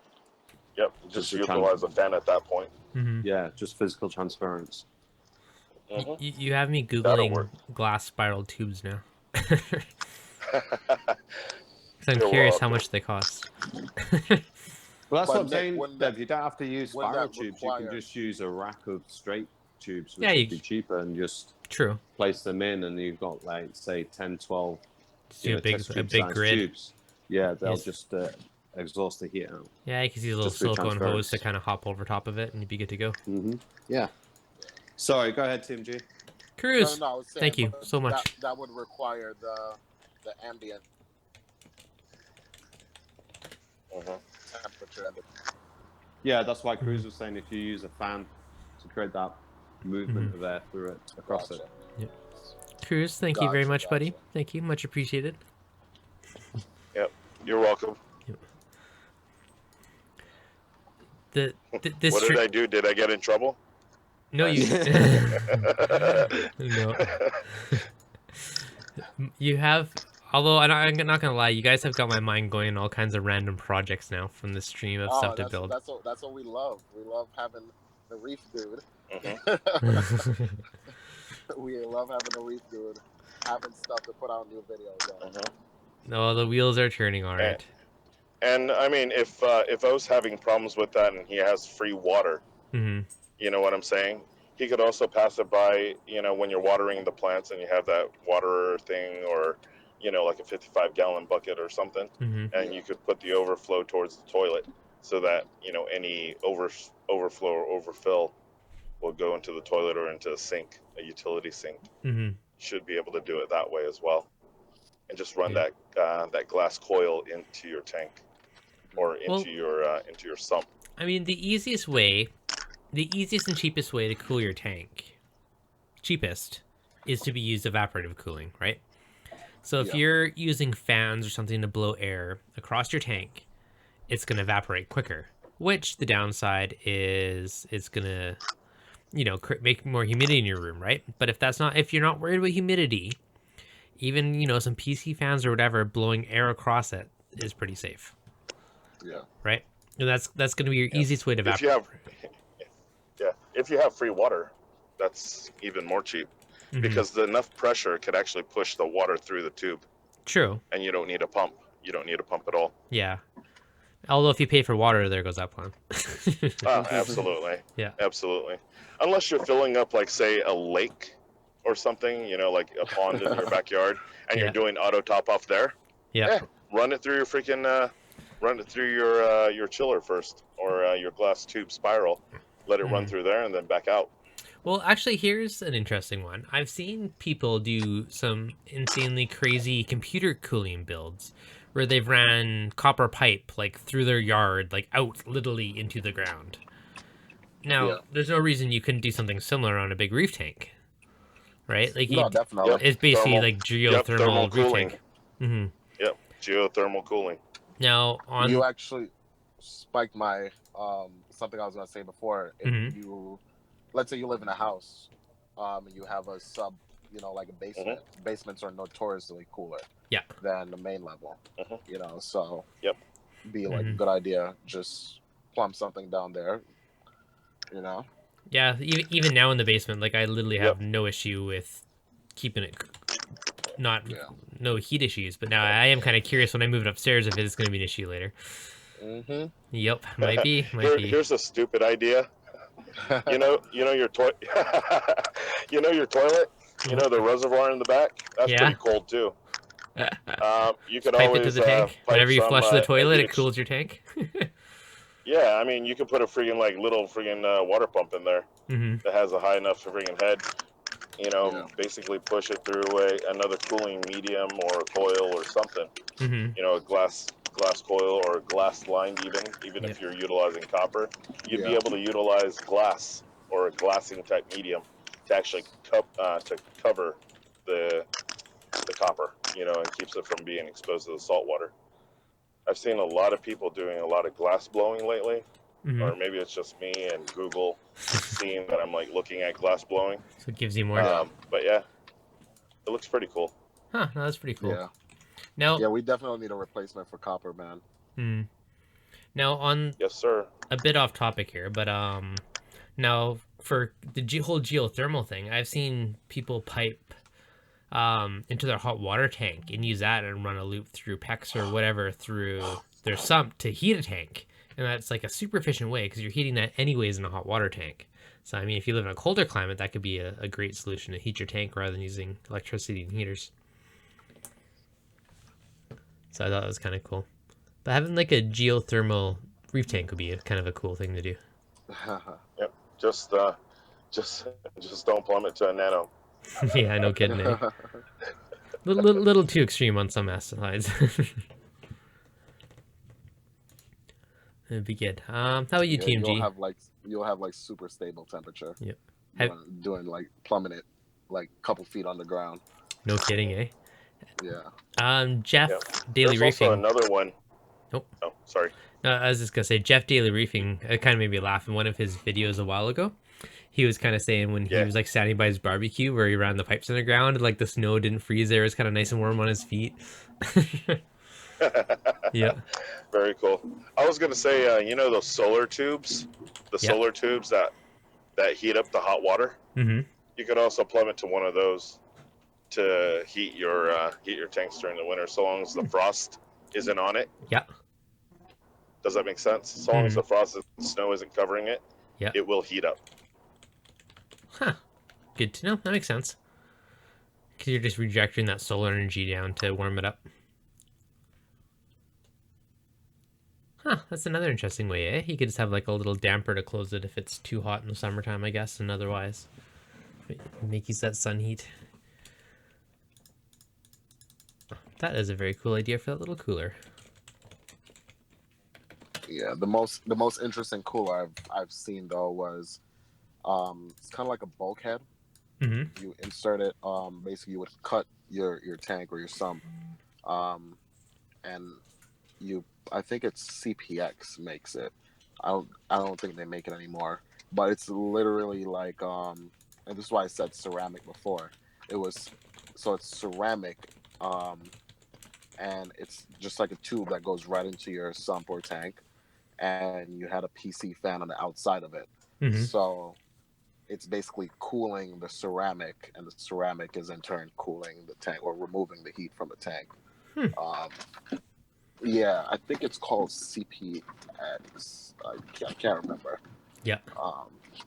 But that would be really nice if you could do that with glass, you know. Mm-hmm. It's a little more delicate, but it'd be better for heat transfer. Yeah. So I really wish we had materials that weren't like super toxic. That's like the only drawback of having a reef is like copper. Like everything kills. Yeah, everything's corrosive. Everything's corrosive. Mm-hmm. Yeah, I mean, you could get I know that Pyrex makes those tubes. Mm-hmm. Pyrex is one of the tougher glasses. So I mean, you'd really have to, you know, go out of your way to freaking bang it up. Yeah. Exactly. Oh, that's fair. No, it might have been Pyrex. I always consider Pyrex as a ceramic, so that's just bad language. I think it might have been Pyrex. I think the Pyrex glass is carbosilicates, or unless you're talking about the little crucibles. You remember that ceramic type looking thing that we used to heat up to like, I don't know, 300, 400 degrees, and it doesn't crack? Yeah, for like anhydrous stuff. Mm-hmm. Yep, exactly, where you're trying to do the evaporation. Yep. Yeah. Yep. So that's another idea. Mm-hmm. Either utilize a crucible type of material, which is the ceramic. I think it's a carboceramic, and they're also utilizing a carbosilicate for the glass. So Pyrex is definitely one of the best temperature type of mediums. Yep. Like in a good way, it transfers better, or it doesn't? Yes, it transfers a lot better. Okay. Than a lot of these other glasses. The other glasses would typically like melt. A lot of the ceramics will turn red hot. Mm-hmm. The Pyrex, you know, they're so uniform that the entire freaking bottom will glow, but it will not crack. Okay. So really, really good heat transference. Borosilicate's supposed to be another one that's, I think it's similar to Pyrex, but that kind of idea. I know at least for like 3D printing, that's the kind of glass that where the heat differential isn't necessarily a big deal for it. Because I was looking at like print beds and stuff for the 3D printer that's made out of that. Yep. That's pretty cool. Mm-hmm. I think they use it for a lot of like scientific stuff as well, so it's probably, I'm guessing, similar properties to Pyrex. Wait, and you guys could print in that material, or the? No, you print. No, you print on it. Yeah. Onto it. Dev, you almost had me like. I was gonna hop on SolidWorks right now. You're like, I can print glass now? Team D's gonna be printing his next tank. That'd be awesome, though. Oh man. Technically, you probably could extrude it if you had something that could contain that molten sand glass. Yeah. You could probably lathe it, put it on a lathe.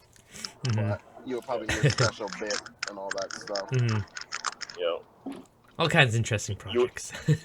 You would need a lauder ton or something. One of the friggin' big heat resistant type of kettle to actually hold it. Yeah. On an unrelated note, I went to the Avengers last night. And they had Infinity Wars. Infinity Wars, there we go, thank you. And they had basically harvesting like a burnt out star's energy to like keep this forge. That was an extreme level, but Sandy, I love these educational streams. Thanks, Sandy. You never know what you're gonna learn. The first hour is usually on topic, and after that, it's this kind of fair game for whatever it turns into. I've kind of trying to keep that. It's 45 minutes to an hour of pretty much on topic, and then it detours after that. So away she goes. We're at 58. Yeah, another one is if you have enough air, or wind blowing through your property and stuff like that, or on top of your house, or you're getting some what they call heat rise from your roof. Yep. You'd be able to utilize that wind power as well to actually drive some of your peltiers, TMG. Or not only that, but also your exhaust fans. You'd be able to utilize that and recapture some of that kinetic energy. So we could completely automate our tank off solar and wind one day and have a zero cost reef tank. Well, energy-wise, yes. Yeah. The corals, no. They still cost money.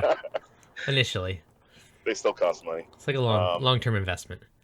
But if you had a tank that completely self-sustained itself, it'd be kind of cool.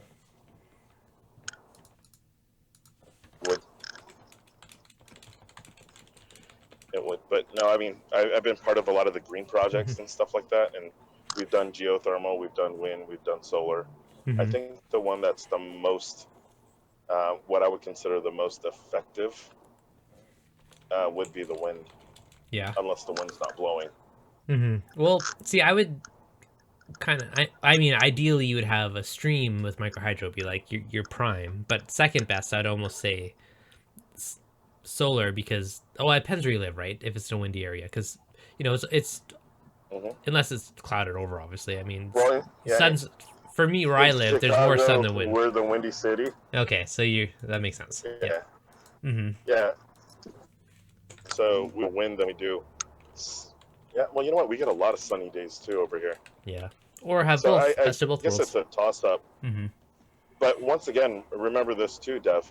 You get better transference, and it's a lot more cost-effective to get a windmill than it is to buy solar panels.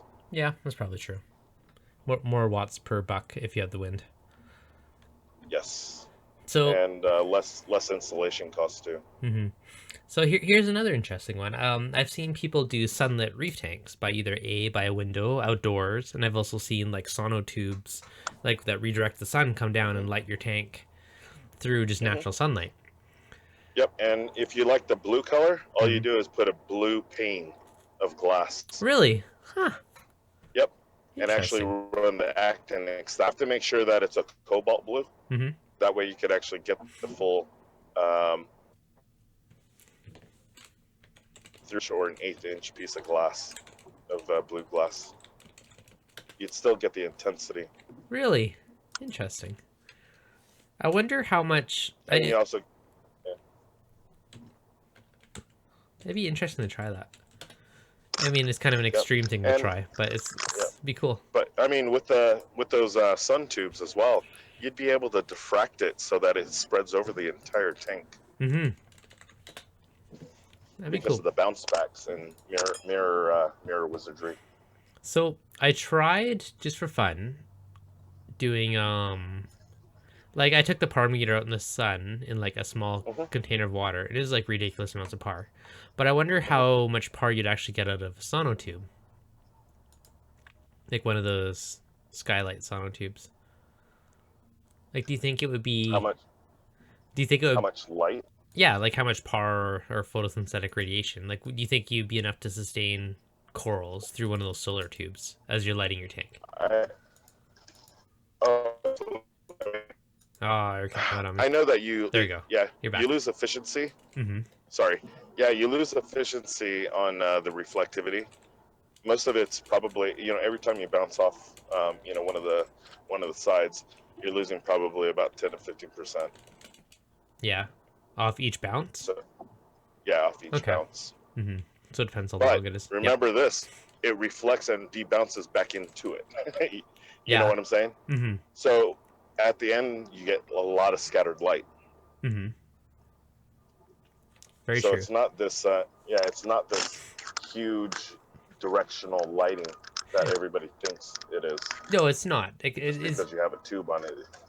Yeah. It's very dispersed, but I still wonder though, like how much actual power, like how it would relate to running radions in my tank versus, sun bouncing through a big tube to light the tank.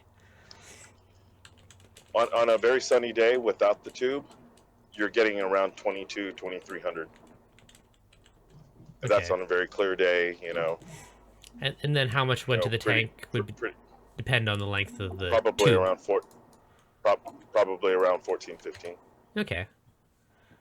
So it'd be a lot of light. And that's on an 18-foot. That's on an 18-foot tube. Yeah, that's intense. Mm-hmm. It'd be a lot of light. And that's one of the reasons why I was suggesting you put that blue cobalt diffuser on there. Mm-hmm. It's like you're running Actinix. Yeah. And the diffuser would knock the par down as well, substantially, right? Mm-hmm. Oh, absolutely. Yeah. So you're talking about close to about 800, 900, which is more than sufficient. Oh, yeah, tons. It'd be a cool way to do it. Mm-hmm. Just a thought, guys. Mm-hmm. Just a thought, and rough figures, and bright sunny day in Colorado is going to be different than a bright sunny day in Miami. Do you know what I'm saying? Near sea level. So yeah, there's going to be a lot of differences. If you have trees that cover a little bit, you're going to run into other issues with that. Now, if you really want to get fancy, you could have supplemental lighting, but only kick it on, like have a par meter in the tank. And if it drops down between certain hours, kick on your lighting. Like, you could get all fancy with that. Oh, absolutely. You could automate the entire thing. Mm-hmm. But yeah, I mean, if it's too bright, I've seen some sonotubes that you would be able to dim. Ah, that's cool. Just put some utilizing it's almost like an iris shutter. Yeah. Okay, that makes sense. So, I mean, there's lots of ways to do it with light. Cruz, we have a question in the chat for you. I'm getting ready to 288-gallon build. How much Miracle Mud would I need in the sump? Can I add it all at once, or after the cycle is over? That's all you, Cruz. What I would do is I would actually cycle the sump first before you even add a drop of water to the display tank.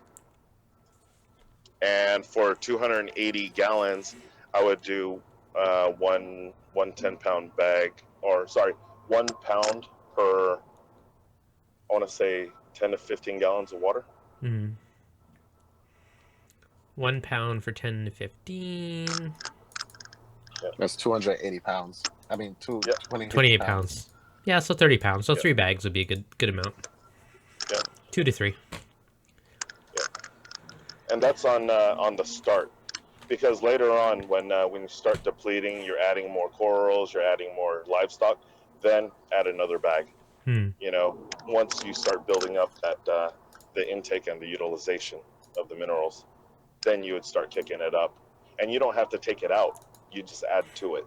Yeah, I agree. A lot of them say take it on, add it, unless you physically need the space. I would just add it. It's gonna be full of good bacteria and life, and that's where you start. But typically, when you actually have a full-blown tank that's all full corals, I mean, you're looking at, for a mature tank and you're just adding Miracle Mud, I would say the ratio is a lot lower than that. It's usually 1 to every 7 to 8 gallons, because you're dense. Do you know what I'm saying? Mm-hmm. You have a lot more uptake. You have a lot more biological activities. But when he's first starting with an empty system, you don't need much to start. So there's another question about, does Miracle Mud, is there a shelf or an expiry date? I don't think there is, but just passing that question on. No, but what I would say is put it in an area that you won't have to move it from, because every time you move it, you end up agitating the bag, and it's kind of like a crusher ball mill type of thing, where the particulates will start rubbing up against each other, and you'll get smaller and smaller fragments. and it'll make the Miracle Mud even finer. So if that makes sense. Handle it less to store it somewhere until you need it. Yep, correct. Okay, perfect. Do you have an Apex? Yes, I do. It's a handy little controller. Yep.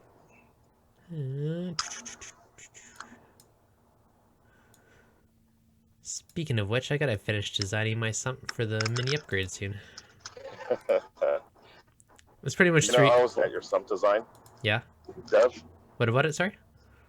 I don't see a problem with it. No, it's pretty good. My main debation was one. My master debation is because right now the pumps are on. There's a whole channel on the back side of it, right? Which is for the return pumps and or reactors, which is against the wall now. But when I flip the tank, it's going to be on the other side, right? So accessing it would be on the stairs side. So that was one kind of thing. I'm like, which might be okay. Maybe it'll be more waist level on the stairs. Like I gotta just kind of go walk up the stairs and figure that out. Well, I mean, is it an open staircase side? Yeah, like I'm taking out the banister, replacing it with the tank. Is my plan. Oh, are you gonna put whatchamacallit, restraints and straps? No. To hold the tank down? No, I figure it's gonna weigh thousands of pounds and no one will be able to push it over. No. But what about the torsion? Say it again. Sorry, you cut out. Yeah, would it be able to withstand the torsion of the weight? Depends on how they actually built the landing. It might twist a little bit. My theory so far is it's a stairway, so it's holding up the stairs. So there's already a double header there, and it's spanning 3 or 4 beams. Like there's hangers with the beams across it, so it's spanning enough of them that I think I should be fine. I've asked many people, and everyone so far thinks I should be good, but I try to ask anyone I know that does construction, and they're like, you're probably fine. Yeah, just double checking. I have a couple of pictures from way back before we renoed it, and I'll send them to you later. See what you think. Gotcha. Is it wood flooring up there? Yeah. Tile or carpet? Carpet. Wood flooring or tile? Wood. Okay. All right. I was gonna say if it was carpet, I would rip it out of the.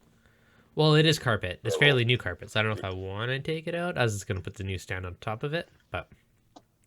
Ooh. No, you don't think so? What is your reasoning?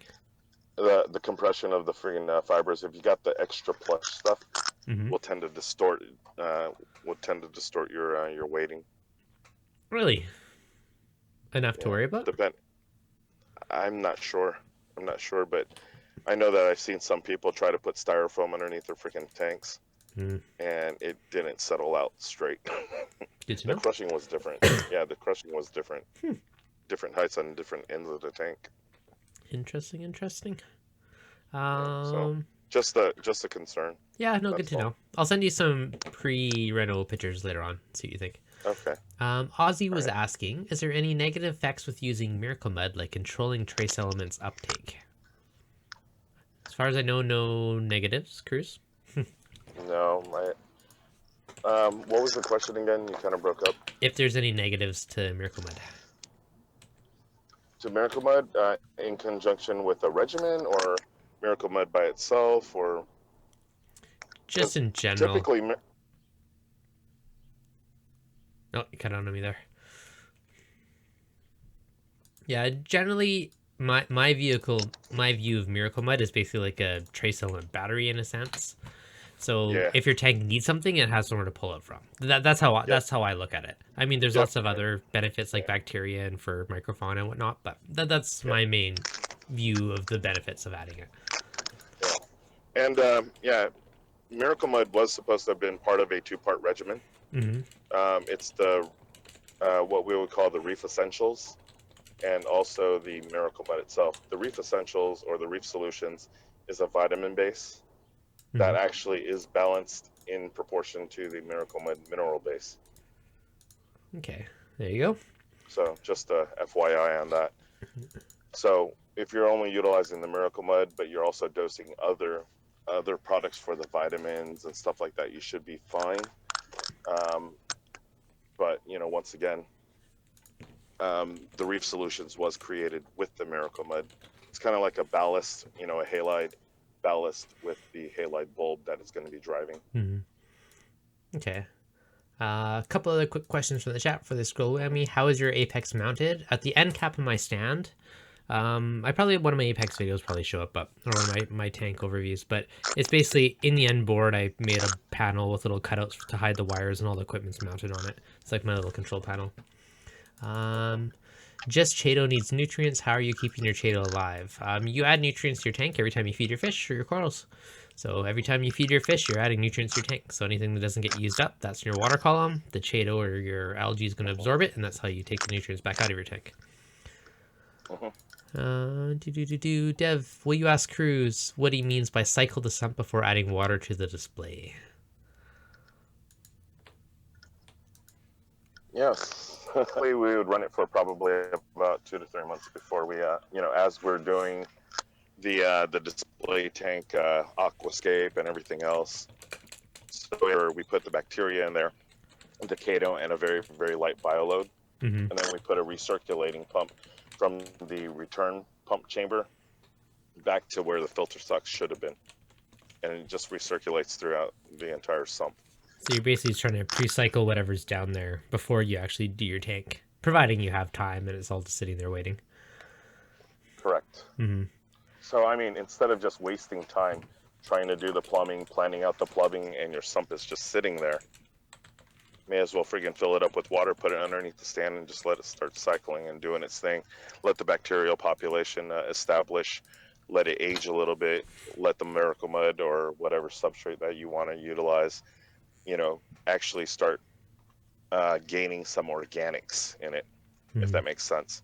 The organics will help your macroalgae. It will also help stabilize and also buffer some of the, some of the water or the water volume in your main tank.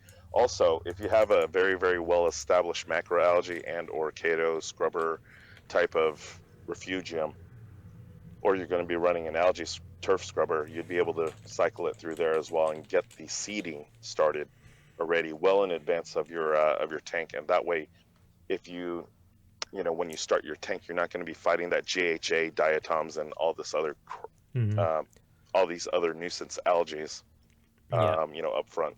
When I started my tank, you don't have to fight. Yeah.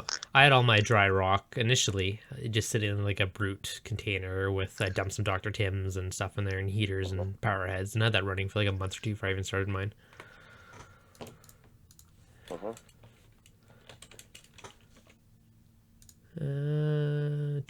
Yeah, so he was asking how I have my Apex mounted. I had a control panel board because the new one was thicker. I had to have it a little interesting way. I had to remake a new panel and make like a little box around it to sink it in because it was a little too thick for me.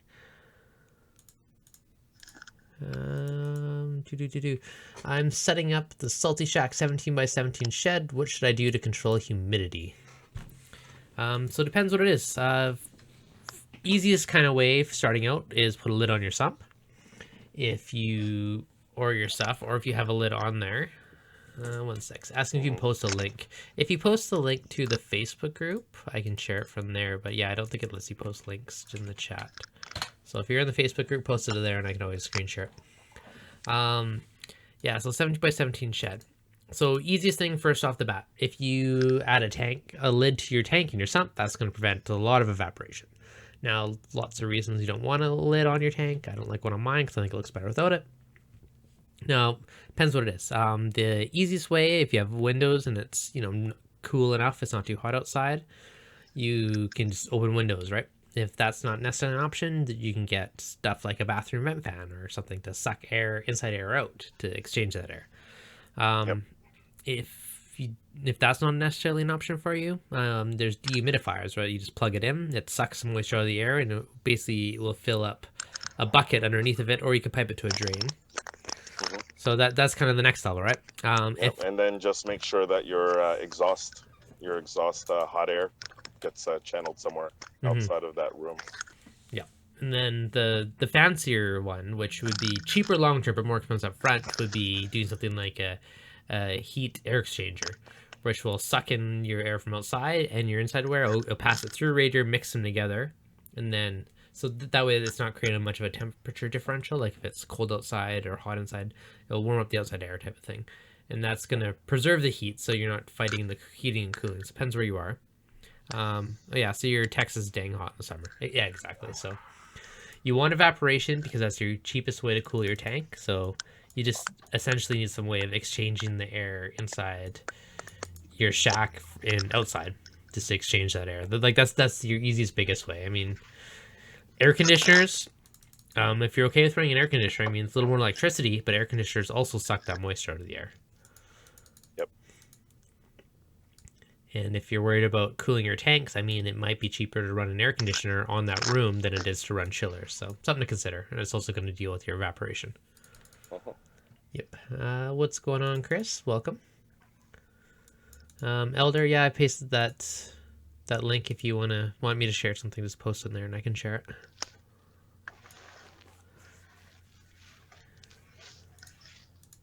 it.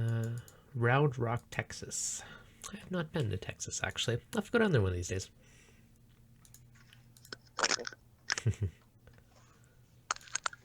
So any other cool projects on the horizon for you guys?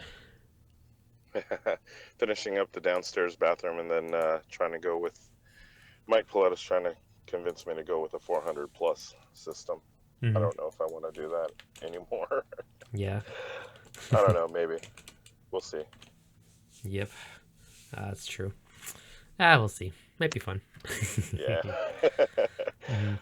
Yeah, but definitely it's going to be a custom tank. It's going to be a wall unit, and then the sump is going to be in the other room. So nice. I'm going to try to do a low hanging system so that, my son and my, children would be able to see on top of the sand bed instead of at the sand bed and looking up towards the light. Oh, that'd be they'll cool. actually be able to look straight in. So it might be like a 2.5 foot pedestal. Yep. For the display tank, and then just run it towards the back where the sump is. Nice. That'd be cool. Yep. I wish I had a sump room. That'd be so nice to be able to separate everything. Oh, that'd be good. I have a utility sink in the back as well, and also a drain pump. Oh, sounds so good. So an ejector pump. So if I'm ever doing anything, I would be able to just friggin' drain it out there, and it'll eject it out into the friggin' into the gravel by the house. Nice. No, that's handy. On that note, it's gonna be salty though. Yes, it's gonna be salty. Yes, it will be. So on that note about ejecting it out, Salty Shack TV. So yeah, you're talking about had a little AC unit as a dehumidifier, but worried about the tank filling up. Yeah, so most of them have like a hose connector, something that you can use to connect it. And if I would ideally just make a little hole in your wall and drain it outside, so you don't have to deal with it. Just drain outside, let it water your lawn, and make use of all that extra condensation. Yep. Or stored in a 55 gallon rain barrel. Yep. And then you'd be able to utilize that water at any time. Exactly. No, great call. All right, so Elder was wanting me to show some stuff. Your tank is looking very good, by the way. So just dragging this on screen. Stan, everything's looking very slick. Yeah, sorry, Cruz. You probably can't see it in the Hangouts, but it's on there. So the tank's looking great. I like the open concept stand. It looks pretty nice. Show off all that equipment. Control free Gabex. Vertex. No, that's looking really good. I'm gonna have to jump off real quick, Dove. Thank you for having me on the stream. No problem. Thanks for joining as always. All right, I'll catch you later. Okay, talk to you later, bye, Chris. guys. Bye. So Kyle or Elder, that's looking wicked. It's looking very cool. So is that Vertex? Is that going to be for your controller, or what's going to go inside of the black one with the orange Vertex on the side? Yeah, Cruise is an endless wealth of information. But yeah, your tank's looking wicked. Nicely done, sir. Very clean setup. Great talk, Producer Reef. Much appreciated. If you guys have any other questions, definitely let me know. Do you want an Apex board? I haven't decided what I'm doing on my new tank yet. I don't know if I have any photos handy on my phone, but what I did is I made a board just out of wood, and I did cutouts and mounted everything. So So is the one that says Vertex what you're using for your Apex board? Just kind of curious. And I'm quickly just looking to see if I have a photo of mine so I can show you. It was an aquarium for aquarium specialty. Very cool. And quickly scrolling.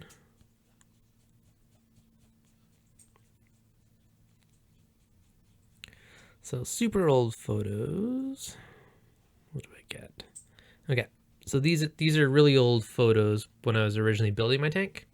But if that shows up in the end cap of my stand, I kind of mounted all my controllers inside of there. So this is when I had the Apex Classic. So I had to rebuild this because the new panel is because the new head unit sticker, which is, so that was the main reason I had to rebuild it. Hey, what's going on, Terrence? First the Cereba.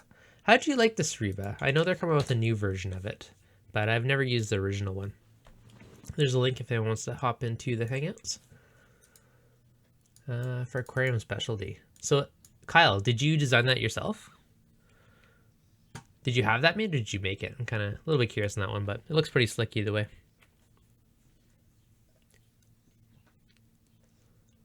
Oh, nice looking tank. How you doing, Terrence? Done. Thanks for all the info and on your panel. Well done.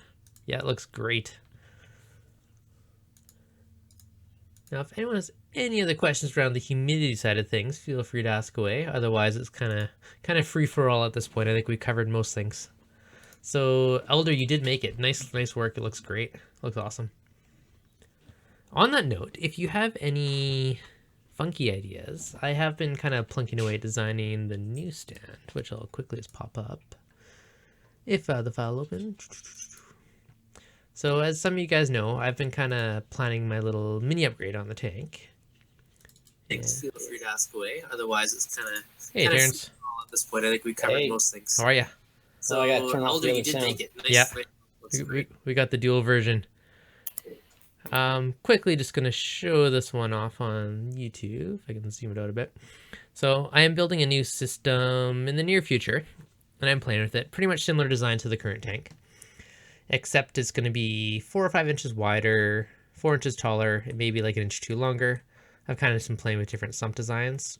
I'm going to swap to a filter roller, have the skimmer, another area for frags, potentially a Chaeto chamber, then do likely dual return pumps in the back chamber. I've still been debating this a little bit. And then I also have the kind of coast-to-coast design. I'm kind of back and forth on what to do for the overflow design, but a few things I've been playing with lately. Still have to decide which way to go, but we shall see. So how are you doing, Terrence? How's things going today? Had to find the mute. No problem.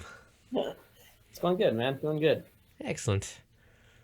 Thought I'd join in since you said you're talking about humidity and you'd asked me a question earlier, so I finally got around to jumping in. I don't know how long you've been online. Oh, we've been on for almost 2 hours already. Oh my goodness. I know. Wow. Okay. Yeah. So how far did the topic go already? One quick thing. Method, thank you very much for the $10 super chat. Much appreciated. Much appreciated, buddy. So what do we talk about? The basic things were initially preventing humidity. So the first kind of step would be, I mean, if you have a cover on your tank or your sump, just preventing water from evaporating in the first place. Second kind of step after that was if you're like the kind of different levels of humidity. So I mean, 30 to 50% is the generally kind of the happy zone. If you're hitting 60% or higher, that's where you have the potential for mold and other things. That's where stuff you can start having issues if your house is too humid. Now, smaller tanks is not really a big issue, but if you get to a couple 100-gallon tank, or you got that multiple tank syndrome and you got tons of tanks in your house, that's when it can start being an issue. So a few different things, like, obviously dehumidifiers is one of the easier ways to do it. Now those do create heat. They do cost power to run. Another kind of, the simple free ways open, just a window in your house and allow that air exchange. Now on the flip side, a couple people that we're talking to earlier, in certain parts of Texas, or if they're in Los Angeles, or certain areas, or Orlando type of things, like they have very high humidity outside. So opening a window, you're probably letting in more humidity in. So, I mean, if you run an air conditioner, for instance, I mean, that's one way of sucking moisture out of the air. One cool thing that I learned recently is that my Nest thermostat has a humidity monitor, and if it's too humid, it can turn on the air conditioner. So I've never used that function, but I may start using that in the future, just kind of like a backup plan. So it's kind of cool one to find. Yeah, so windows open if you can, or even using like a bathroom fan just to suck the air out of your house can make a difference. So, Frank, I own one more of one tank. Do you have a module that allows me to connect other tank wirelessly to my main apex? Please ask this to Terrence. Oh, okay. So, I mean, the short answer is no.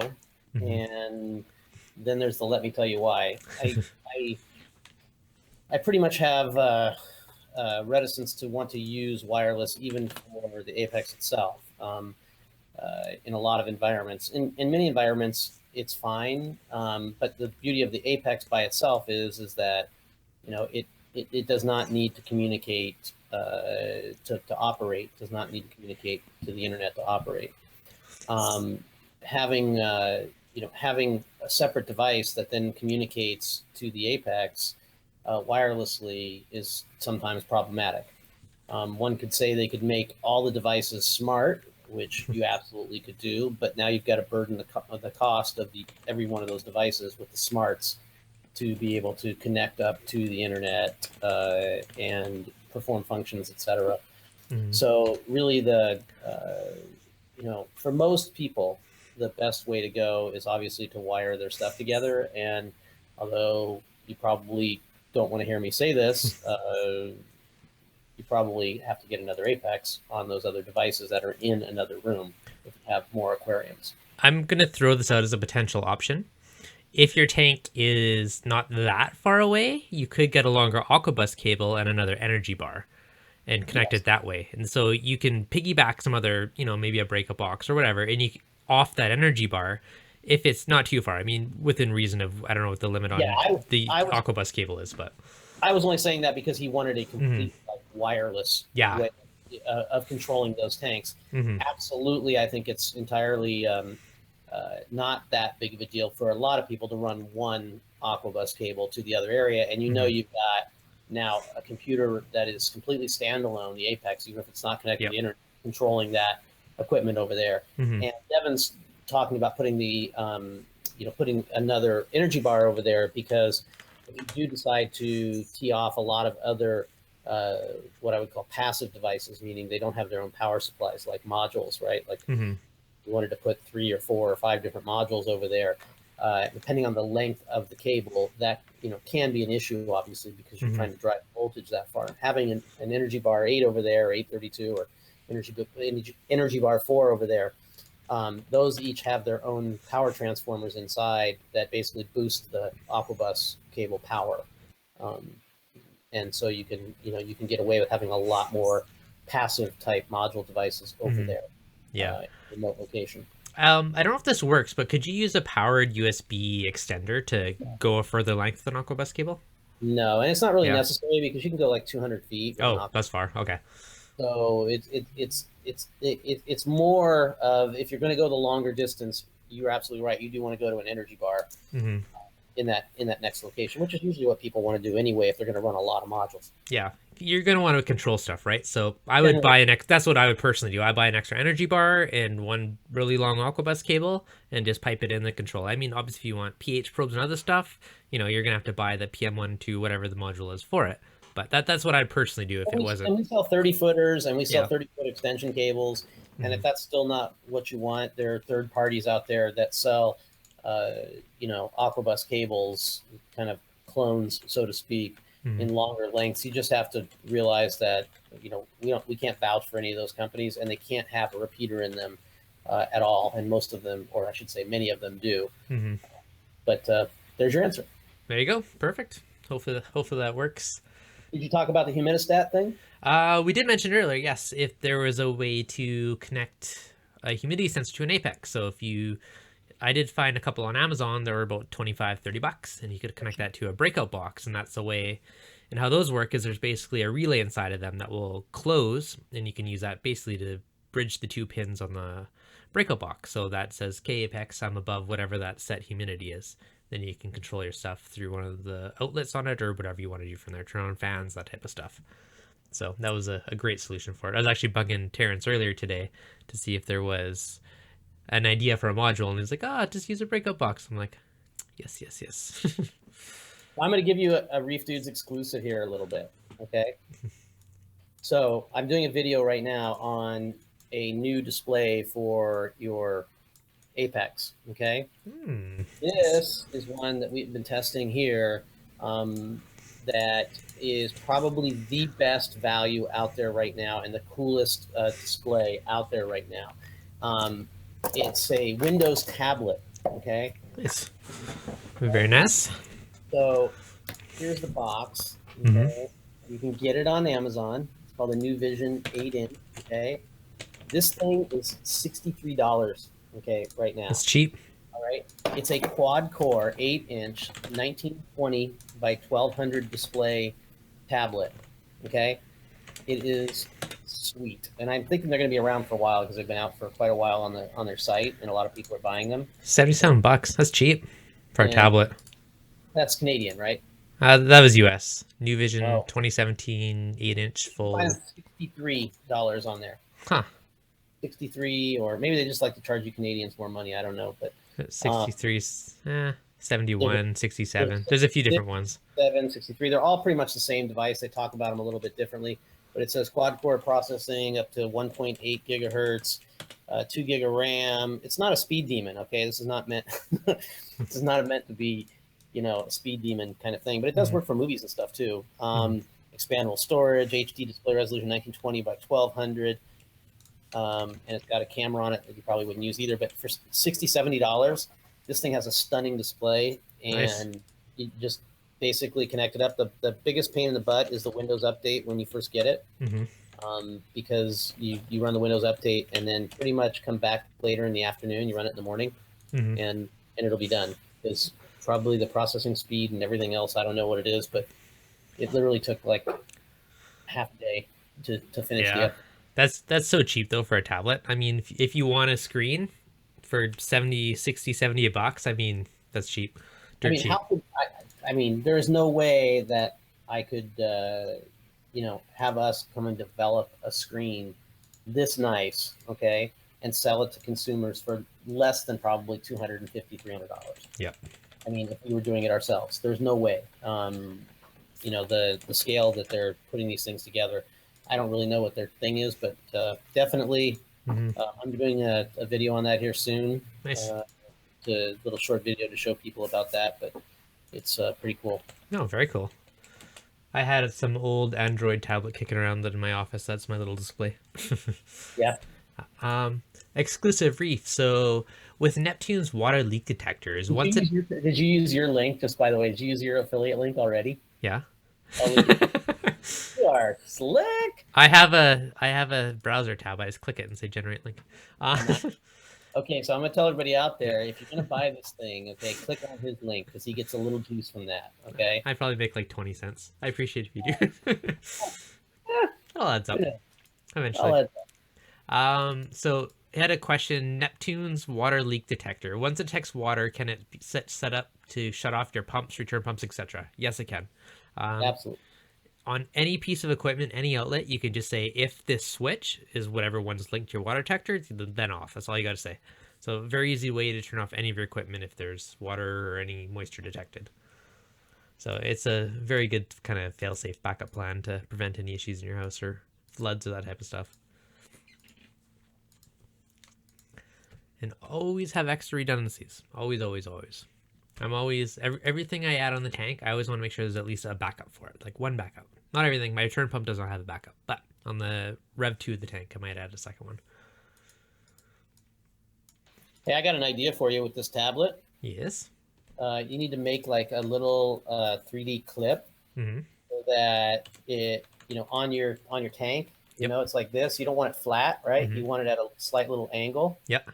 So you can make a little clip that just holds it on both sides like this, and then you can put Velcro on the clip and Velcro it to your stand, and it holds it at a little bit of an angle, but you can still snap it out. Yep. That'd be easy to do. And then you sell them. There you go. There you go. I made just like a cell phone one, same thing, just clipped on the top and bottom, so I can mount it on a tripod. That little triangular bit of an angle so that it's angled up on the edge of the tank, and you put 2 holes in it for countersunk screws, and then you put a little recess in a couple of places for the Velcro, so it's a little bit recessed. Yep.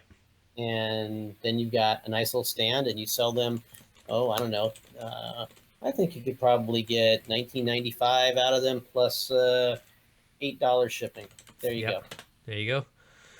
Where in Canada am I? I'm in British Columbia. Reef Spy just set up the Neptune FS50 flow meter on my tank. Couldn't be easier. Yeah, the tasks make it super easy. Terrence, I give you guys one for that. The 2016 Apex, so much easier to set up all that stuff with the task compared to the classic one. It's like click, click, oh, done. Super easy. Well, you can still buy the base unit, but the special's over as of yesterday or 2 days ago. Which was the special? Not that it matters now. Okay. It's $399.95, but it was $350 for the whole month of April. Nice. So a lot of people took advantage of that. No, very cool. We were talking about that last week, I believe. Some people are asking about upgrading the brain. I'm just like, yeah, let's buy the whole new one. You'll get all the features. I can't believe how many of them we sold. I mean, we sold tons of the base units. I mean, and probably 20% of them are people who want a backup. Yeah, that's fair. It is a smart idea for any piece of electronics that's going to, be involved in keeping your reef tank alive. But also just all the people I think with classics that just decided to update. I had one person who actually left a review, I think on BRS. They're like, yeah, I mean, I had an Apex Lite, a VDM, and a PM2, and basically for what I'm going to sell those for, it's like $50 or whatever, and I'm going to be able to get the new base unit, and it has all that in it. So, no, exactly. The guy basically was able to update and get everything he had with that separate modules. Yep, it's a pretty easy solution for only $50. I pre-sold my classic and then I bought the new one. That's my strategy. Yeah, I mean, I tried to tell people that, a year ago. It's like, start selling it now, because if you try to do this a year from now, it's probably the value is going to be quite a bit less. Yeah, a few people are saying it's a little harder to sell it right now with all the new ones out. But yeah, when I did it probably 6 months ago, it worked out. I sold it actually pretty quick. So yeah, had some committed before I even went and bought the new one. So that's my strategy. I pre-fund stuff all the time. Yeah. Cruz, he's giving a presentation at Midwest Aquatic Convention in November. Where is that one, Cruz? Midwest Aquatic Convention. I have not been to that one. Although that being said, I haven't been to any shows until this year. Now it seems to be like in November. You're plugging a show for November, Cruz? In Chicago. Okay, that's where it is. Perfect. So, that being said, I have not been to a saltwater convention previously. And now this year it's 3, so it's like nothing to all or nothing. So Reefapalooza, then I'm doing the Reef Expo, and then it's going to be Mac after that. So I think I'm tapped out of shows for the year, but that should be fun. You're going to be in New York, at RAP in New York? No, that's pushing it. I already got already going to the one in Toronto, and then Mac in Vegas. So yeah, you said Reefapalooza. I didn't know you meant the one that already happened. Yeah. Yeah, Orlando. I saw you there. How'd you do in the go? Richard left out a video, put out a video today. So. Oh, nice. Of and stuff. So. See. Side question. How'd you do in the go-karts?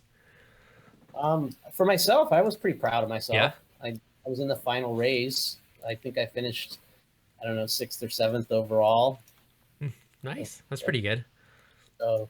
And Tom from Neptune Systems won the whole thing. So nice. There were two Neptune Systems guys in the final race. So we were pretty satisfied. Awesome. No, that's wicked. I have no idea how I did in the end. Hopefully I wasn't terrible, but I seemed to get in like the 3rd spot on average, 3rd or 4th when I did my few races. So I definitely didn't win, but hopefully I didn't do too terrible overall. It's fun. Yep. Reef Spy was asking, so I heard the AI Hydro lights and Prime HD lights will be Neptune controllable. Will they require extra hardware when this is out? I have no idea on that one.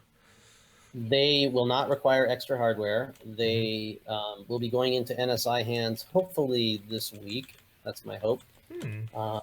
And so you'll start seeing certain people utilizing them maybe out on the AI Facebook group and whatnot. Nice. It's pretty cool stuff. I don't know if... Can I share a graphic on Hangouts? How's that work? Yeah, you can screen share and then just put it on your screen. I can screen share and then put it on the screen. Yeah. Okay. Or you can put it in the chat and I can share it. Either way. I see. Well, let me see if I can screen share you guys something. Okay. I like to give you guys the scoop. Sounds good. Always appreciate it. Devin gets the Apex scoop on his. Boop, boop. All right. Neptune exclusives. Let's see. So the inevitable question that just got asked: when's the Trident coming? Yeah, it's coming. Yep, it's coming. It's getting closer to NSI. I wonder if I can screenshot and copy paste. You should be able to paste it to the Hangouts chat, so then I can just screen share it if you want to. Option 2. Okay, let's see here. Back here. I wonder if I'm here. If I can... Did that work? No, it didn't work. I don't even know. Oh, there's the chat. Okay. Does that work? No, that didn't work. The group chat. There's a group chat in Hangouts, right? Yeah. That has a little emoticon and choose links, but it doesn't allow me to put a picture in there. No. Let me see if I can drag and drop one. So I didn't even know there was going to be AI compatibility. That's pretty cool. Yes, and you don't need to buy a module, and it just connects and works. Excellent. So I control my Nano from across the room from my other Apex. I like it. You do what? So I can control the AI Prime HD on my Nano from my Apex on the opposite side of the room, you're saying? Yes. Perfect. Exactly. I may have to try that later just for fun. I don't know how you multitask talking to people and doing stuff on your computer. I'm trying to do that right now. And multiple screens help.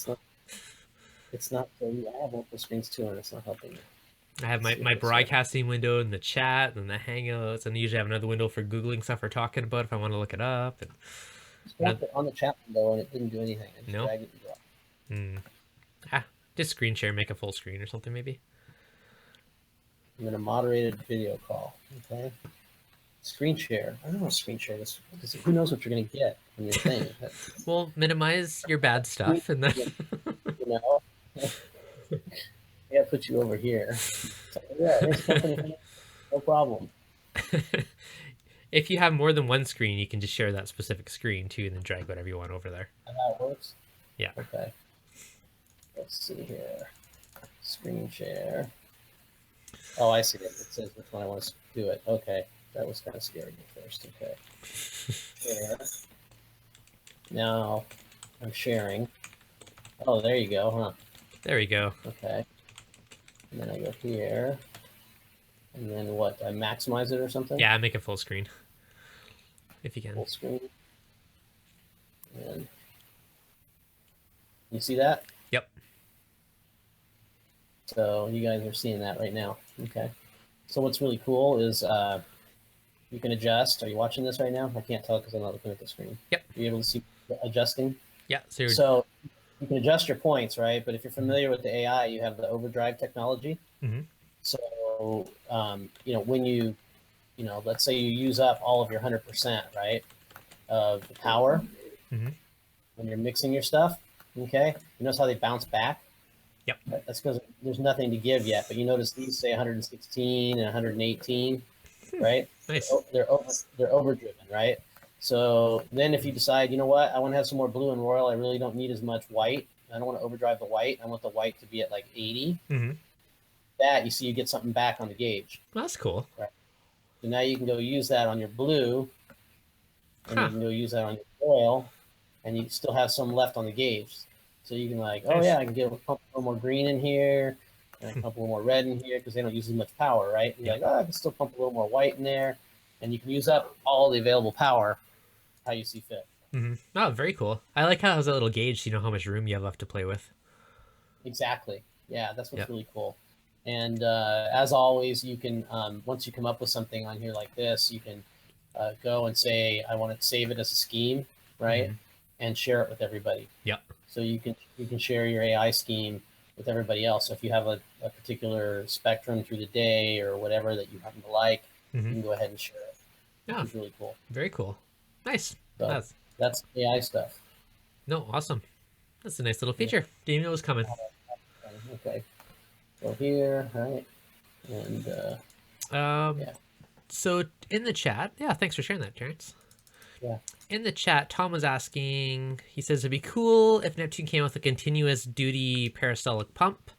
So on that note, what is like kind of the duty cycle, or what is the dose rated for? It's basically like 1 to 3, I believe. Okay. So it's 33% duty cycle. Okay, so 33%. Okay, perfect. And that's just set by us, and the reason for that, I'm not sharing anymore, am I? Good. No, just back to camera. Yeah, I lost the other window, but okay, never mind. Yeah, so it's continuous duty. Everybody asks about it, and they generally ask about it because of the calcium reactor thing that we keep talking about, the Masterflex calcium reactor kind of thing. And, you know, if that's what you want to do, go buy that device. It's a very small market of people that need to continually run a dosing pump all day long, or a peristaltic pump all day long. Yeah, so I mean, when I was running a calcium reactor, I just fed it off my manifold and just controlled the output with a pinch valve rather than trying to. There's so many different ways to go about it. There's no doubt. I love using the dose to do it. I don't have that as a thing I tell people to do, because undoubtedly we'll have a number of people who, you know, it does wear out the pump heads faster because it's running, you know, 110 liters a day through the thing. So, you know, it's definitely going to lead to premature failure. Anything that's running like that. It's, you know, it's not completely intended to run that way, but it runs great that way for me. So, so it is adjustable. Just to have an idea, if you are running it continuous for whatever X amount per day for your calcium reactor, how, like you said, 110 liters, how long would it be until you got to replace your pump head for that? Just like a rough idea. So I think 6 months is a good idea. Okay. I ran like 9 months, and you know, there was some visible damage to the pump head, right? But nothing that changed its functionality. Yep. Because it's stressing all the time, right? So it's, I mean, the way it works, and so, you know, in that respect, I, you know, I'd say do it at 6 months. But I haven't had one fail like that. I do have another one that I have hooked up to my sulfur denitrator, and I did have one of those fail on there, but I think that one was on there for like 11 or 12 months. Okay. And it was running, you know, similarly as far as the amount of time it was running. But yeah, I mean, it's many of the outside of the Masterflex stuff, right? So let's talk about hobby products that are available to us as hobbyists, okay, not industrial products. Anything that I've seen that so far that says it can be run continuously probably should not be run continuously. That's because they're not designed well for that, right? There's heat and temperature reasons and all sorts of reasons that you probably should not be doing that with the pumps that many of the hobby dosing pumps are using.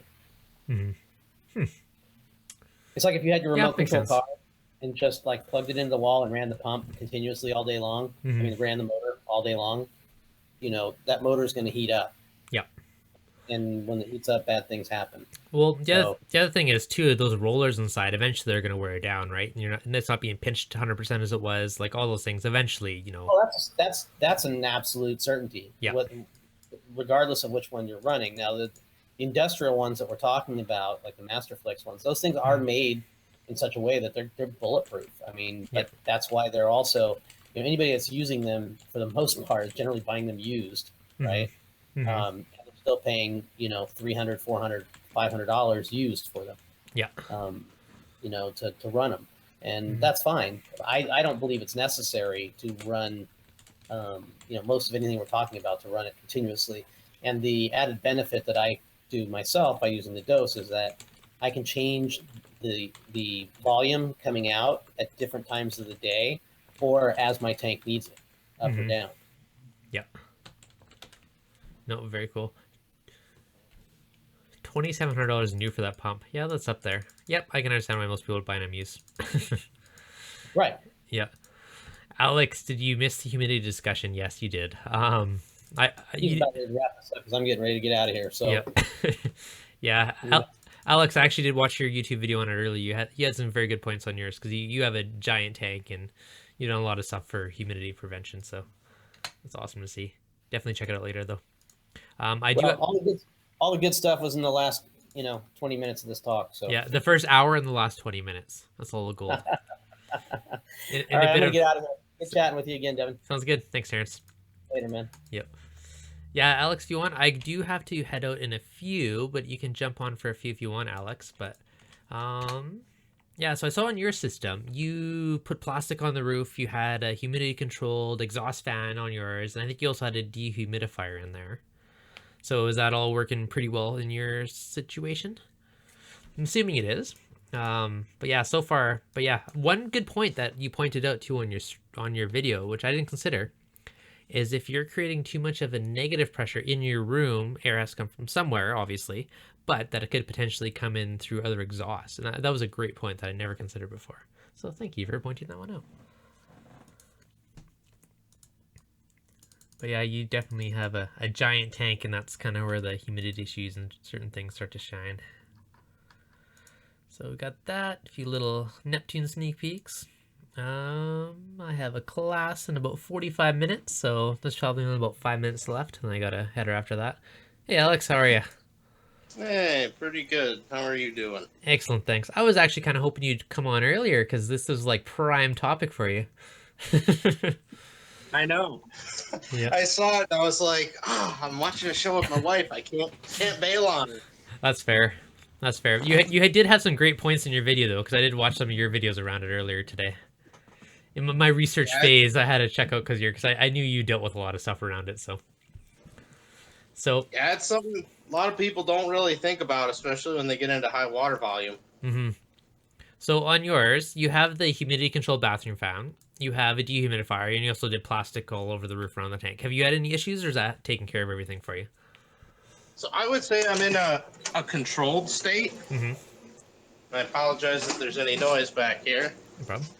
So right now, my humidity has been a low of 47% in the fish room and a high of 73%, but that's over a 24-hour period. Yep. It's hovering around 52%, which really isn't too bad for an enclosed space. Yep. Beyond 80% is where you have to really get concerned. Yeah, I can see that. Most of the stuff I was researching later, it says kind of like 30 to 50 is the happy zone, 60% and above is when you could potentially get mold and other issues popping up. Yeah, and my basement's actually a little higher than it normally is. It's usually around in the 30%, but my being spring, heat's not running, and I just flipped the AC on today, so it's a little higher in the basement. It's like 50% right now. Yep. But normally it's hovering around 35% or so. Okay. Mine tends to hover around like the 40 to 50% range. Like it's usually high 40s, like 43 to 49 type of somewhere in that range at my place. But yeah, and that's not a bad range because you don't want to get it too low because all that's going to happen is you're going to encourage a lot more evaporation out of the system. Yep. No, exactly. So did you do any other tricks to deal with it in your tanker? No, it's pretty much, contain and either exhaust it out, run it through the dehumidifier. I think the biggest thing is that when you contain, you don't allow it to absorb into your home. Yeah. Because if it's open to everything, and like the wooden structure of your home, if you have that, like I have, I'm in my basement, so you can see all the floor joists and everything up here. And if I had the tanks open to that, the humidity would be artificially lower because my house would be absorbing it like a sponge. Yeah, good point. Which that works for a while until the sponge gets full. And at that point, it's already too late. Yeah, that's true. That's a good point. I never considered about it kind of artificially being lower like that. Yeah, because humidity, it'll move through cement. It'll move through pretty much any object out there except for plastics, of course. But anything that has any kind of permeable characteristics to it, it'll go through it eventually. Yeah, that's true. I mean, you're outside, it's wet, your shirt gets damp. I mean, anything is just going to absorb it. Yep. Yeah. And like I said, the unfortunate thing is when the sponge is full, then that's when you're already in trouble, because now it's too late. The mold has its place to grow, and you can't just eliminate it overnight. Yep. So has the bathroom, the humidity control kind of exhaust fan, has that been working pretty well? It works decent. It wasn't enough alone to mitigate the space. The dehumidifier was necessary. The one thing I will caution, though, you have to be very careful if you're exhausting. If you're not pulling air in or just allowing the natural airflow of the house, if you create too much of a negative pressure, for instance, my hot water heater and my furnace all vent through a chimney outside. If the negative pressure becomes that great, it'll actually suck that into the house. Yeah. So all those exhaust fumes, which are all carbon monoxide and poisonous, get sucked into the home. You could do air exchangers, heat pumps. There's a lot of different options, but you have to look at your climate. Air exchangers and heat exchangers I looked at, but considering how high the humidity can get in the summertime here. Whereabouts do you live? I'm in Chicagoland. Okay. Yeah. So summertime, it could actually make your humidity problems worse. Oh, really? Good to know. So it just kind of depends on the climate where you live, and that's kind of why I went with try to minimize it with tops and use the dehumidifier on top of the exhaust fan. Yeah. No, it's good it's working though. I mean, that's what matters at the end of the day. Yep. Now the only problem I ran into a little bit over the winter was the cement, because it's uninsulated. When it got down to like negative 20 degrees Fahrenheit, or actually anywhere close to into the teens Fahrenheit and lower, I started getting a little bit of condensation on the inside of the wall. That I needed to keep a fan just to circulate the air on it, and that took care of the problem. Okay, nice. No, good tips. There's it's funny because the different climates you don't necessarily consider. Like I was talking to one guy earlier, he's like, yeah, it's like 80% humidity outside. He's like, it's actually worse opening a window. I was like, huh. Like here I open a window and it drops like 8%. Like it's a decent difference just from having the airflow around the house.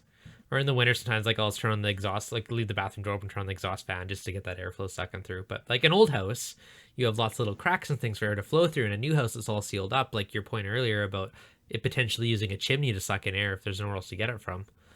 Yeah, it's great things to consider. I have soffits along my roof, so I know there is airflow naturally coming in, and there's always little leaks. So, but that's only 110 cubic feet per 110 cubic feet per minute or so. I forgot what I calculated out the math. It's like every 15-20 minutes it exchanges the air. The nice thing is that because it creates a slight negative pressure in the fish room, it helps contain the humidity in that space and doesn't let it flow out into the rest of the basement very easily. No, that's true. Extra bonuses of negative pressure. It's funny. It's like all those things I consider with like computer cases, but I've never really considered about like reef tanks until recently.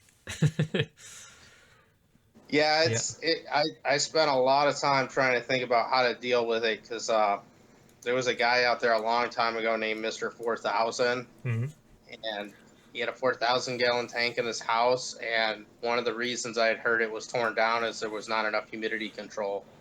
And the house started to rot.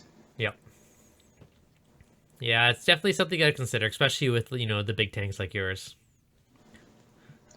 Yeah, well, and that was the hard choice because I could have elected to put tops on the displays, but it would have just destroyed my par.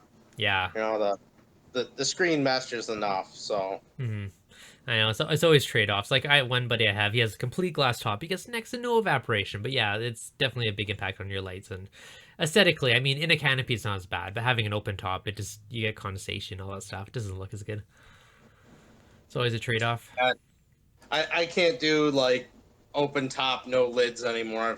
I've had too many jumpers over the years when I did those tanks. Yes.